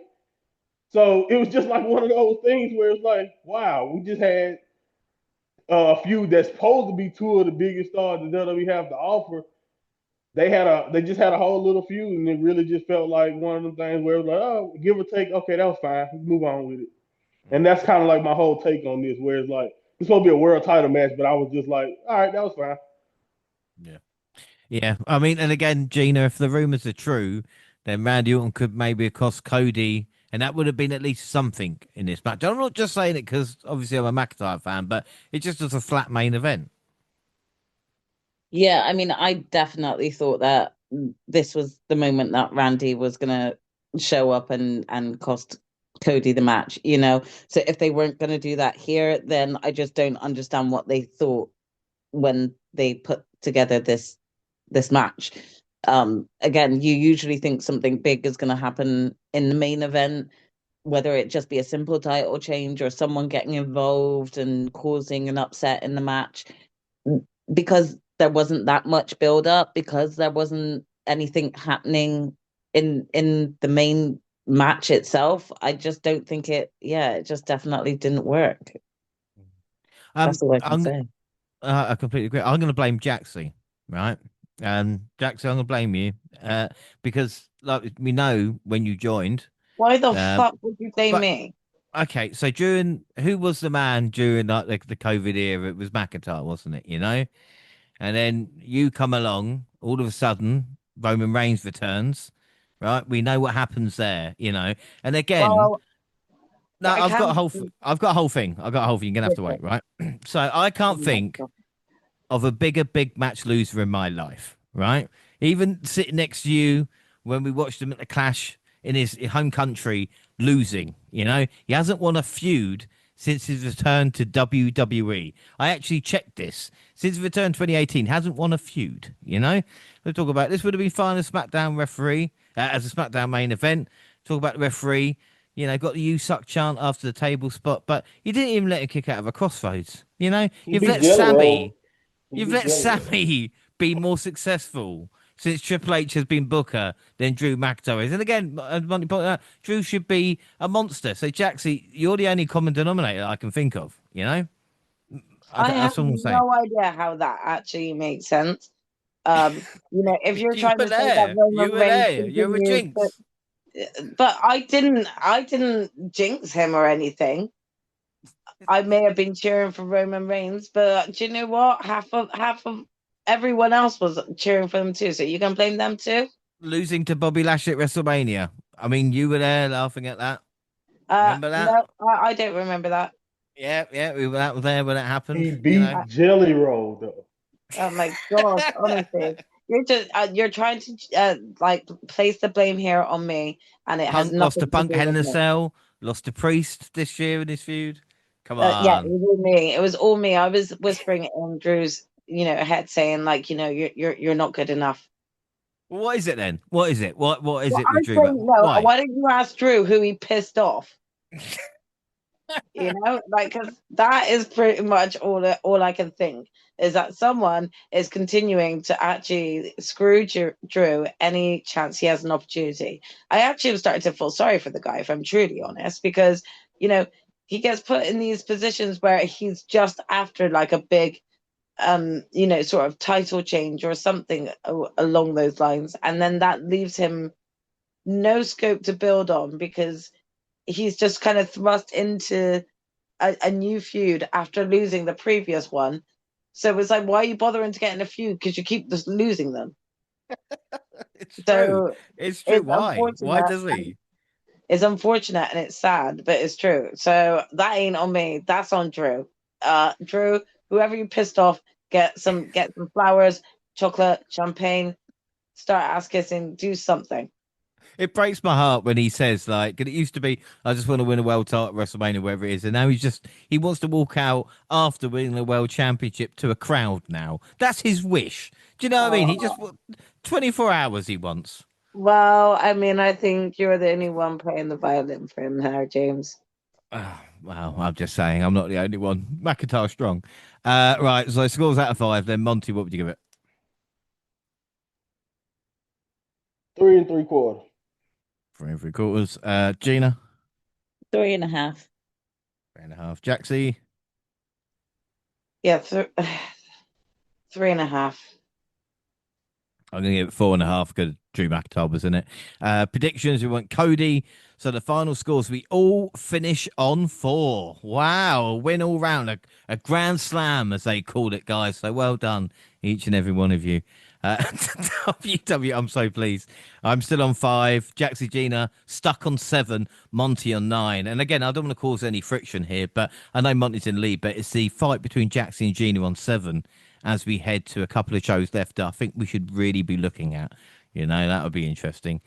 Overall, thanks to the women's division, this PLE didn't suck balls, but it just got teabagged. I think that's my general review of this show. Monty, we'll start with you. Who's your MVP and what was your rating out of 10? Because I believe your match was Stephanie. Yeah. Uh, MVP is probably AJ and Stephanie, but I lean towards Stephanie because this is her crowning achievement. First Chilean born champion, so she's made history. Like she mentioned, her family was there. So if it's one thing, even though this pay per view is horribly named, Indiana sucks. I think I got that out the way Yeah, I earlier, think you covered and that. Yeah. so it has nothing. Doesn't have a lot to be remember positively about. But AJ and Stephanie are probably the only people in the world who will look back and say WrestlePalooza. That was a good time. So yeah, that's my takeaway. My review, my score. I don't have a good score for it. I mean, again, for Stephanie and EO because they did great, and then again for AJ, I can't go lower than a 7, so I'm gonna still leave it right at 7 because everything else, including my guy Cody and Drew, was yeah, it was passable, and one thing was shit, and then and everything else was like okay, well the Uso match could have been on Raw. So yeah, when you got shit, and then you got great, and then you got passable, it's just like, all right, that sounds like a 7 to me. So yeah, that's kind of where I leave it when it comes to that. But MVP is Steph, and like I said, you gotta show honorable mention or some love to AJ. That's how I aim to do the podcast. You know what I mean? It's weird. Some of it will be good, so some of it will be shit, but it will be passable. Yeah. Jaxie, who's your MVP and what is your rating? Your match was the mixed tag. Yeah, match mixed tag. I'm gonna have to give joint MVP to Stephanie and AJ. I do agree. I want to like fully give it to Steph in terms of the achievement that she had. But I mean, again, the younger inner teenager that watched AJ Lee growing up, this was such an iconic moment to see her return and just in such great form. So that match really excited me, and just like having her back there. So I have to give them both MVP. I think I still agree with Monty though. I think if it wasn't for these two matches, this pay-per-view event was not pay-per-view worthy. So I'm gonna give it a 7, just like Monty, and that is literally the saving grace is Stefan and AJ. That has made it a 7. Gina, who's your MVP and your rating, and your match again was the mixed tag. Yeah, I'll give the mixed tag my match. I'm gonna have to also be the same MVP as both gonna be Stephanie and AJ, and I think a 7 is fair. Yeah, I'm gonna go Steph and AJ match was obviously the women's title match for me.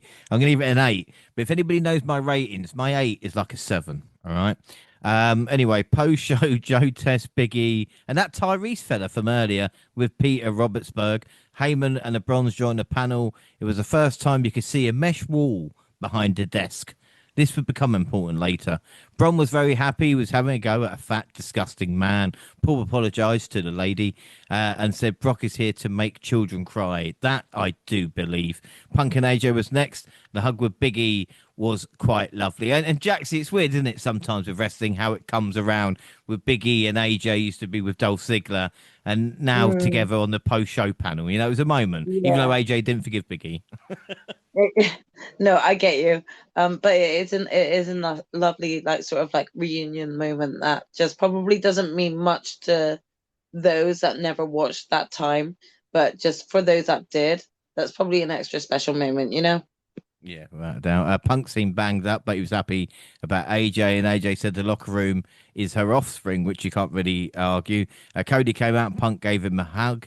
Cody threw his hat to the crowd, which never reached them as the mesh was in the way. And Monty, what you said, I guess it's just because the people in Indianapolis are pretty dirty people, and that's why you needed a screen, I assume.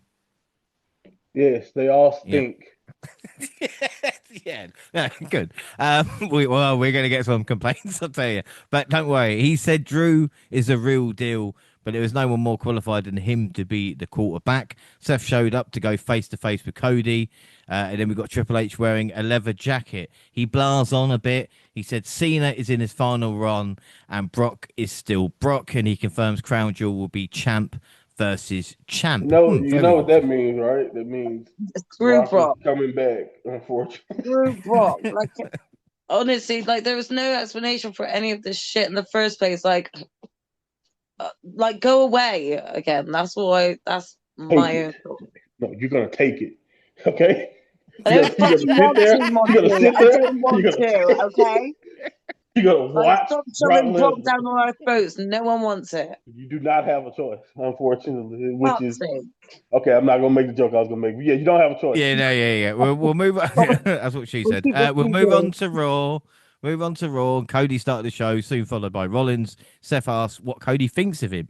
What do I think of you? You changed my life, man. That was my Cody Rhodes. You like that, didn't you? He credited his Shield for validating his career by helping him get the W title on his shoulder. Seth told Cody he's not his quarterback. Rollins called himself the Alpha, but Rhodes reminded him that he has a 3-0 record against him. And just like that, Gina, we don't even have 24 hours to catch our breath. And we're already on to the next show with Crown Jewel, Seth Rollins versus Cody. And it would seem like a big deal if it wasn't just like, can you just give us a rest? Do you know what I mean? Like, come on, guys.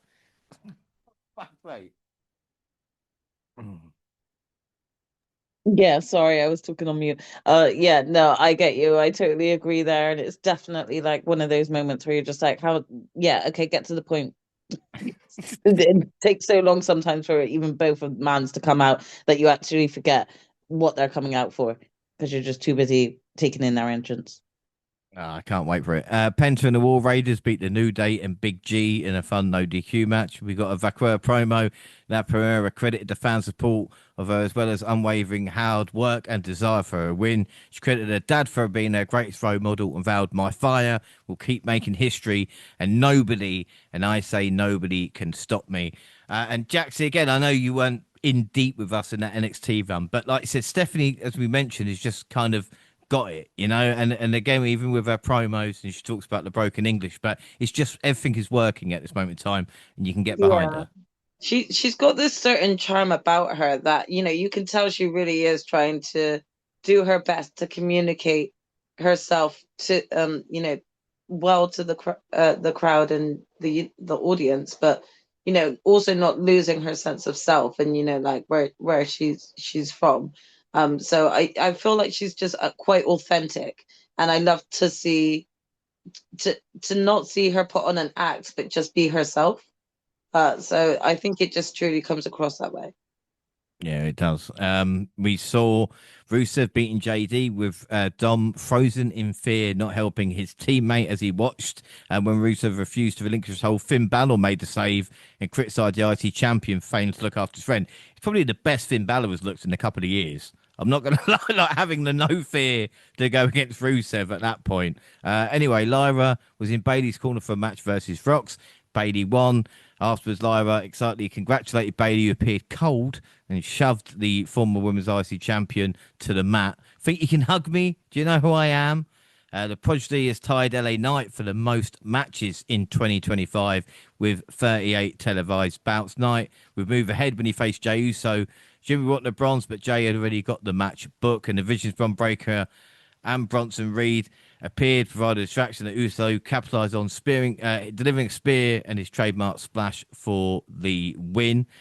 We also got Bate and Dunn and now the Americanos. Monty, why are they doing this to me? Like, why are they doing it? Is this a dig? Do you know what I mean? Like, why is Tyler Bate and Pete Dunne like this for? What's going on? What are they doing? It's kind of like a version of what I just told Jaxie. Is like he's telling all the British fans, not only am I taking NXT UK from you, you're gonna take whatever I give you, you British strong style. You think I care about you? You think I care about you? Little guys representing the UK, you get in this mask and you do what I say do. And all you UK fans, watch it. You have no choice but to watch. I'm gonna make you watch it. God. Yeah, that's what Triple H is doing to you. Yeah. Enjoy it, Jane. I'm not going to take it to heart. The greatest British wrestlers of their generation getting fucking wasted. Anyway, we move on to the main event. Rhea Ripley versus Oscar. This was a great match. Rhea sent the Kabuki Warriors crashing into each other and rolled Oscar up for the pin. But afterwards, the loser blinded Ripley with the blue mist and again ordered Sane to attack. This time she did. And the 2-on-1 beatdown ensued until Io Sky made the save. She tried to talk sense into Oscar, but after a feigned hug at a nasty spinning back fist, Sane hesitantly attacked Sky, and the Hills left the former Women's World Champions lying to close out the show. There was a lot of mist on Ripley, I'm not going to lie. But Gina, this was a big story development, and even more surprising, it was in the main event. Like, it's actually treated with some respect. Yeah, definitely. This was so exciting to see, and there was a lot of blue mist everywhere. I honest to God, some of the memes that Asuka was coming out with on her social media after the fact with all the Smurf memes, it was just brilliant. If you haven't checked out Asuka's social media, please do because it's worth seeing. But yeah, it's just more great stuff coming from Asuka and the women's side, and I'm so glad they got the main event because they deserved it at this moment in time. I'm most invested in this storyline for this show at the moment. So yeah. Yeah, really good stuff. SmackDown, Booker T replaced Corey. Heyman started the show, soon followed by Cody. And they want to know if he was talking to the Advocate, Wiseman, or the Oracle. The Bronze arrived and a fight broke out, but Randy Orton made the save. Mello Don't Miz came up short versus the Street Profits. Zaruka want a tag opportunity. I mean, how many belts does Soul want? Monty, isn't two enough? Fuck me. It's a bit, come on, Soul. Give space for other women. Julia and Kiana James beat B-Fab and Me Chin. McIntyre showed up with a medical boot. Drew doesn't blame the ref. I do. He talked about corruption. Nick Aldis disrespected him. And then Jacob Fatu returned. So he's got another feud to lose. Someone else to pass him on the ladder. I mean, come on. Did anybody feel sorry for Drew here and just think, are they taking a piss out of him? Honestly, did anybody think that? Once again, Jane. Someone picked someone off. I told you, he picked someone off. You're going to have to watch it, Jane. Yeah, we're gonna make you watch him lose to every single person we can find. I don't want this. It's a personal screw you. I think at this point Triple H listens to this show and he's like, what can I do to get James to leave us and watch AEW more? I'm gonna embarrass everything he loves. It was come on, man. When have you seen that? That is just fucking crazy. Javon Evans answers Sami Zayn's US Open challenge, and this boy is bouncy, but Sami retained. Gina, what did you think of Javon Evans? We've seen him in NXT, obviously, but he looks main roster ready. Yeah, I will admit that I would be excited to see him on the main roster. I don't watch NXT often, but every time I do and I see this guy, he always kind of stays in my mind. So I definitely think he could come up to the main roster and do something. I just hope that he doesn't get the Carmelo treatment. Yeah, right down. The main event was the women's title triple threat. Tiffany versus Nia versus Cargill. Cargill hooked Jade, but Jax pulled out the ref. Nia sent Jade into the steps and busted her just above the eyebrow. It got worse as Daphne Shawn didn't count the 3 on Jax, or should have Nia kicked out? Don't know. Fuck the botch. And why did Tiff and Jade both wear red and look like tag team partners? Come on. With Vakor facing off afterwards. Jaxie, this was a mess, and there's again, I can understand accidents, but like the shit towards Nia Jax or shit towards, it's just sometimes it happens. I mean, to be honest, I don't even want to kind of like identify who was at fault, because I just think that everyone, including the ref, was just not aware of what was going on in that situation. It was just completely awkward and just one of the biggest blunders of the year, I would say, because it just everything looked awkward. So yeah, I can't say much else apart from like that it was a shit show, I like don't you said. even know whose fault it was. No, Right. exactly. I don't. I don't like, think we can. the referee obviously counted to 3, didn't she? But you got to count it after a while, and It's just, but how though? Like that, yeah, like the you could just ask all the questions in the world, and I don't know if there was like an audible that they had to pull or something, and for what reason, but it just was messy. So that's all I could say. It really was. On to Raw. Ripley started the show and she was pissed with the Kabuki Warriors. Io arrives looking sad. Says they are a family and she still loves them. Bless her heart. I think we have finally found a way for Oscar to do promos, which is subtitles in a mix between English and Japanese. Why has it taken so long? Fuck knows. Oscar said it's too late for Ripley. They attacked her from behind. Io made the save but got misted for her troubles. The Kabuki Warriors stood tall. And Monty, again, we talk about the nuance between Oscar and Io. Why didn't Medical help Io to an hour later after she was misted? I think that is the issue here. Do you know what I mean? Like, check on her straight away. Don't leave it an hour. Didn't God Punk have damn it. didn't Punk have a lawsuit against WWE Medical? I thought they got that together after Punk with the You would court. think. Especially him Anyway, being around. yeah, Have he's a talk back. with You would Phil. think, right? Yeah. Yeah, Phil will help. He knows WWE Medical is incompetent. No. Anyway, yeah, man, the nuance is great. It's been said out there, but I love the take Oscar kind of has taken on like her. And I don't even think a lot. The beautiful thing to me about it is that I don't think a big chunk of the audience or the American audience or who people who are not familiar with Japanese, especially wrestling, but just like senpai culture, like or like teacher student type culture or elder culture in Japan, you may not even get all the nuances of what Oscar is doing.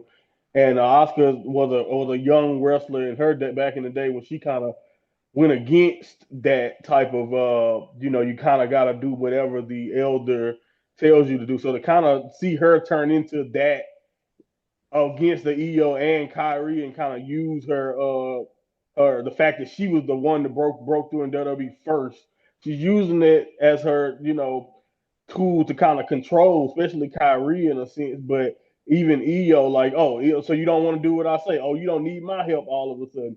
And it's a great crazed take on something that's very real that happens in Japanese culture and has happened to wrestlers in of the Joshi system, or even in male Japanese wrestling. A lot of stories out there of older Japanese wrestlers taking things out on younger talent and stunning the growth of younger talent because of their ego. So I just love all of those elements that's intertwined with the obvious of Oscars just being abusive and kind of just the way she's going about it. But I honestly think that they really have something here with Oscar, like you mentioned, with the formula of getting her to do promo.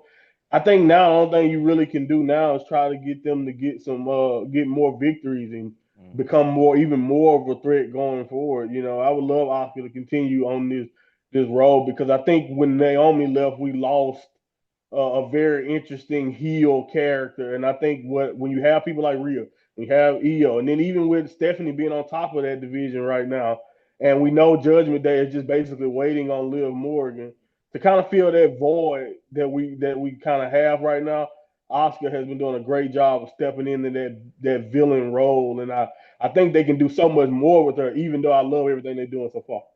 Yeah, without a doubt. And speaking of something really interesting, again, talking about the Oscar development, Dominic Mysterio showing that his babyface run will be legendary. He defended against Rusev and had to resort to Eddie Guerrero tactics to retain the title. But Gina, again, this was really good stuff because it's another side to Dom, and the crowd are just waiting to love him, you know? Oh, 100%. It's like every match that Dom is in, you see more and more Eddie in him.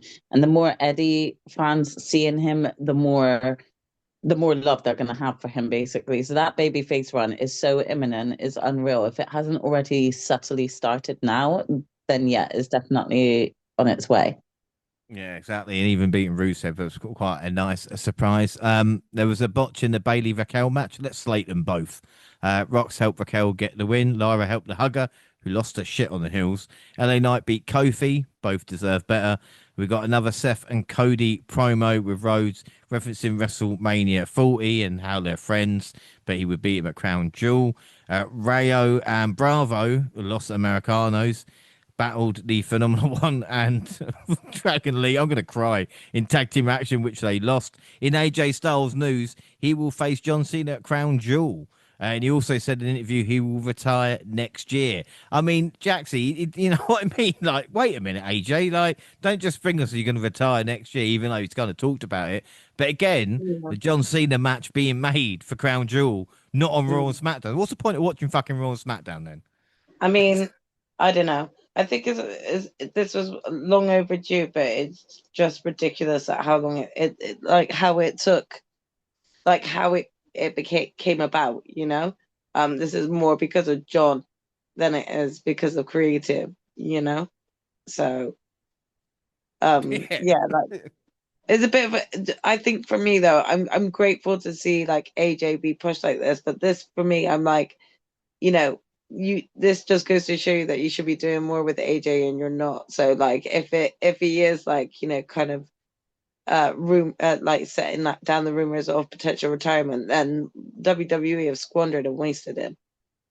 And it's funny, isn't it? Because like you said, Cena's tweeting out, I would love to face AJ Styles. Styles like, I'd love Mm. to have the match with you. Triple H like, yes, I have made this match. And it's like, you Yeah, didn't do like no, you anything. didn't. You didn't do shit. John did it because let's face it, you need to give John what he wants because you fucked up the very beginning of his retirement year. No, Triple H. obviously Triple H held a gun to both of their heads, made them tweet that out, and Okay. Yeah, then yeah, yeah, he yeah. made the match. Oh, of Like course, he yeah. obviously did it. Nothing happened in That's Yes, of WWE course. without Triple H's approval. You that's why guys we're Oh, know enjoying that the by now. exactly. ride. We're enjoying the ride, man. Like Yeah. he says, Right. this is all planned. He Hasn't knew Michael he was Cole going to book told this you that we match on wouldn't be Twitter. here without Triple H? What is Yeah, wrong with you yeah, guys? yeah. Jesus. Thank you Yeah. for all of Anyway, it. the never-ending rivalry between the Usos and the Vision wrote its latest chapter in the main event of Raw in a Tornado tag team match. Dominic Hills downed them and stacked them, praying for the win when Roman Reigns' music played and the Tribal Chief made his shocking return. The OTC unloaded on Break and Reed with a steel chair, setting up the Usos for the victory with a bloodline, beating down the Hills. For Reigns told Uso the show is his run to and rule, all while Jimmy hesitantly looked on in the background. Again, Gina, it's nice. Like Jimmy's just like, oh, I'm not sure about this, and with Uso. But there's a crazy fact where I think Roman's had as many returns as matches this year. Yeah, I mean, I'm the biggest fan of the Bloodline and Roman and the Usos, but I'm just kind of confused at the moment. Like, we had them obviously united in the Bloodline for a very long time, and then they've all split off. And we're still dealing with the remnants of them splitting off, Solo creating his own family. And so it looked like that with the storyline that they were all kind of coming back together, at least, the Usos and Roman, the original three who started this all. But why does it still feel like they're not on the same page? I don't get it. Why are you not still on the same page now? If you're coming back together, you should fully come back together. If you're not getting along, then just stay apart.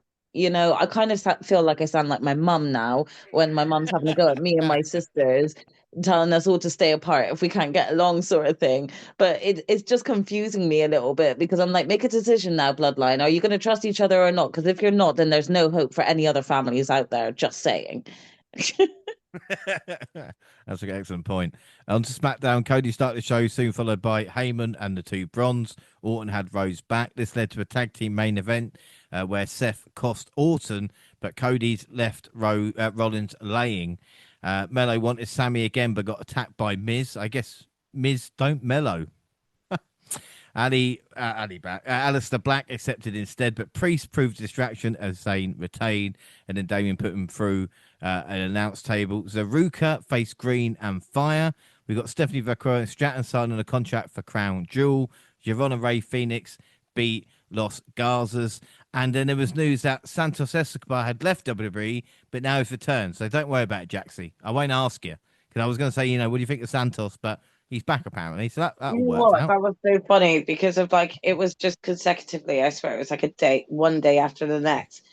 Oh, he's gone. Oh, no, he just resigned. I was like, wait, am I going mad? Did I misread something before? I felt like I was going a little bit insane, to be honest. But I was like, right. Okay. Again, I want to be excited for Santos, but given how stacked their current lucha division is right now, and they're still not sitting on and wasting their talent, I don't see much change in store for Santos at this point. Again, I'm just going to reiterate what I said before when it comes to you've got Ray Fenix and Luch and Penta both on different ones that both on Raw, one on SmackDown, and yet you haven't put them together to solidify them as a tag team, knowing what they've done in AEW, knowing that they could really spice up even the Raw side of the tag team division. They're sitting on Lucha Gold at the moment and doing the bare minimum with it. So do I have much luck that Santos is going to get a push over someone like El Americano? No, I don't. That's true. Right, so final Raw then. Roman started the show, soon interrupted by Heyman and Reed. They challenged Reigns at Crown Jewel in an Australian street fight. Ooh. Reigns hit a Superman punch to Reed, and that was basically it. What was more surprising is Maxine Dupree putting in a career best performance versus Lynch. I mean, Becky lost on a count out, but even still, this was really, really good stuff. That was so great by Maxine. Best she's looked. Isn't it? You know what I mean? Even I was surprised. I was like, maybe you have been working with Talia. I mean, yeah, fair enough then. Yeah. Rox beat Lyra. EF Sky faced Kari Sane. Interference from Oscar allows Sane to score the pinfall victory over a friend. Still reluctant, Sane delivered a vicious back fist and insane elbow to Sky and to delight Oscars as the Kabuki Warriors built momentum entering Crown Jewel. Styles, Penta and Lee defeated the Judgment Day. We got a CM Punk promo. He told Cody he would stay out of his business. LA Knight arrived. The megastar told Punk he has never lost to Rollins, and the best in the world responded by reminding him he's never been world champion either. Jay Uso interrupted, heeding his cousin's advice from early in the show, and came face to face with the prospective number one contenders. He threw down his claim to the world title. Jimmy Uso hit the ring, allowing Jay to rock Knight with a super kick. After a few more words from Punk denouncing the former world champion's new attitude, Punk took Jay down and a super hit from Jimmy to close out the segment. I suppose it's interesting, Monty, isn't it? I don't think we're ever going to get a CM Punk LA Knight match, but especially with Jey Uso involved. Yeah, I love the Jey Uso element because I think that's kind of the reason why they not on the same page is because they got different interests aligned. Roman's interest is still kind of confusing. I think that's probably the most confusing part. But obviously, Jimmy wanted everybody to get back together, especially him and his brother.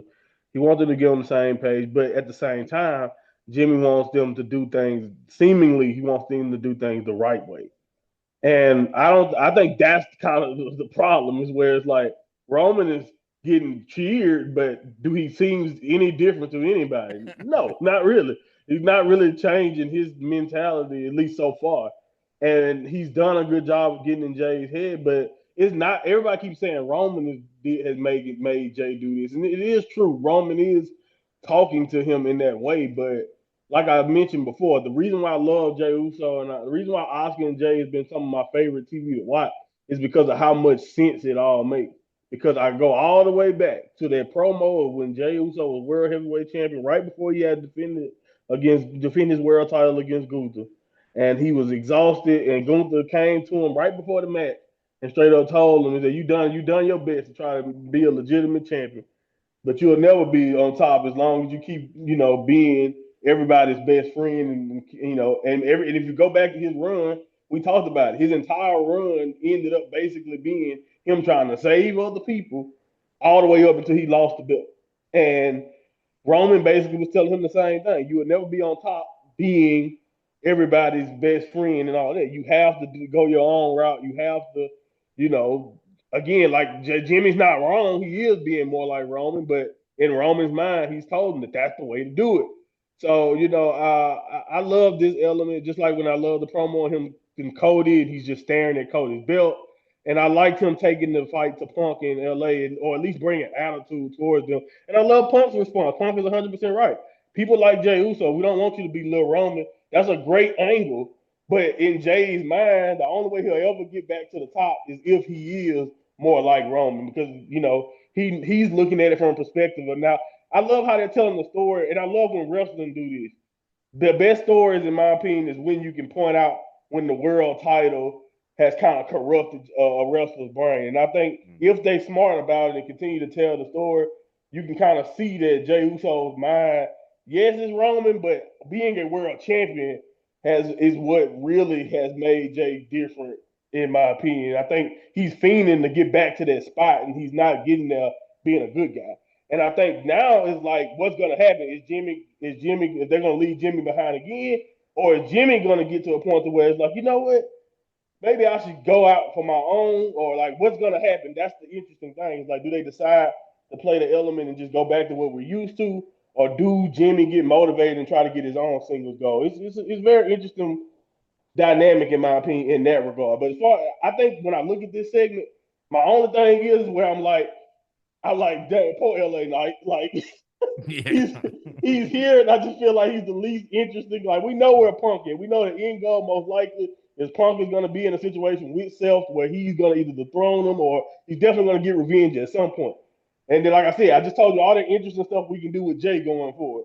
But LA Knight is like, oh, LA Knight's still there. You know what I mean? It's just like what poor LA Knight, because I don't see him becoming world champion anytime soon with his current trajectory, and that's kind of the sad part. Yeah, but as we mentioned as well, we talk about bloodline. Everybody thinks Roman's story, but Jey Uso, it might be his story, to tell at the end of the day, which would be right. An interesting thing. Anyway, last bit of Raw. The Oracle said at some point he would have to ask himself why he chose Rollins instead of Roman Reigns if Seth was to lose to Cody at Crown Jewel. And speaking of the Tribal Chief, he surveyed the disagreement between Jay and Jimmy. Like I said, we've taken exception to his brother interrupting him during his promo segment and accused him of protecting Punk. Jay stomped off, leaving Reigns to warn Jimmy that when his brother won the world title, it became more like the OTC and less like Jimmy. Sometimes the best way to help him is to get out of his way. This led to the main event, which was Usos versus Punk and Knight. And Jay held the momentum, delivering a spear to Punk. Best in the world recovered low and flattened him with a go to sleep. Instead of making the cover, Knight tagged himself in and stole the victory for his teammate, which again was an interesting way to wrap up Raw. Because as we mentioned, Gina, it doesn't look like LA Knight is going to get a world title run soon. But gosh darn, he's trying, and it's weird again to see the Usos used, talk about differently as well. Yeah, definitely. I feel for LA Knight, but the thing is, at least he's still being featured in main storylines. At least he's getting paid. So that's the main thing I'll give to him. But no, I don't see a future title run for him at this point in time. It's just not looking on the cards. He seems to just be in the way at this point, in the nicest way possible. So yeah, at this moment, it's not his year. Hopefully, maybe next year he would have earned it by taking so many L's this year. But we'll see, because we never know what WWE like to do. Exactly, and I think it's a perfect place to leave it before they go to Australia for Smackdown, which we'll be covering, of course, in a couple of weeks' time. Before we do, Jaxie, what were your thoughts on WWE? I know it's been one of the worst, I think, PLEs we've ever covered, but heading into Crown Jewel, what are your thoughts on the product? My thoughts are that like there needs to be sort of a change up, and I don't mean it in terms of their current champions. It's more like a change up of creative, and like just kind of their overall sort of bookings. I just think that there's just been a serious amount of negligence when it comes to building storylines that actually make sense and give reason for matches to be put on pay-per-views, not just because. So I think like the main giveaway that I have right now is that going into Crown Jewel and the last half of the year with WWE, there needs to be a change in the way that they you know put storylines together, but also give way to those who are champions again to actually have a decent amount of time on Raws and SmackDowns and not just their opponents. Because that's what I'm finding lately is there's a consistency in the champions wrestling less on Raw and SmackDowns or being even shown less, you know, compared to, unless you're like the world women's champion or the men's champion. But even with Tiffany, she's been kind of like nowhere to be seen. So it's just kind of like some sort of consistency when it comes to showcasing the division and who they're pushing. Because it's just been getting a bit tiresome, really. Yeah, without a doubt. Yeah. No, I completely agree with you. We'll see what happens at Crown Jewel, but that is it for now. Don't forget, across all social media, X at the WNR Podcast. I'm at the WNR Pod James. You can find the entire WNR team on the banner. But Jaxie, where can people find and follow you? I'm across Instagram, Twitch, and X at Jaxie Scarlett. And Monty. At my Monty Pod on Twitter. And finally, Gina. Instagram, Twitch, and X at Purple Pain.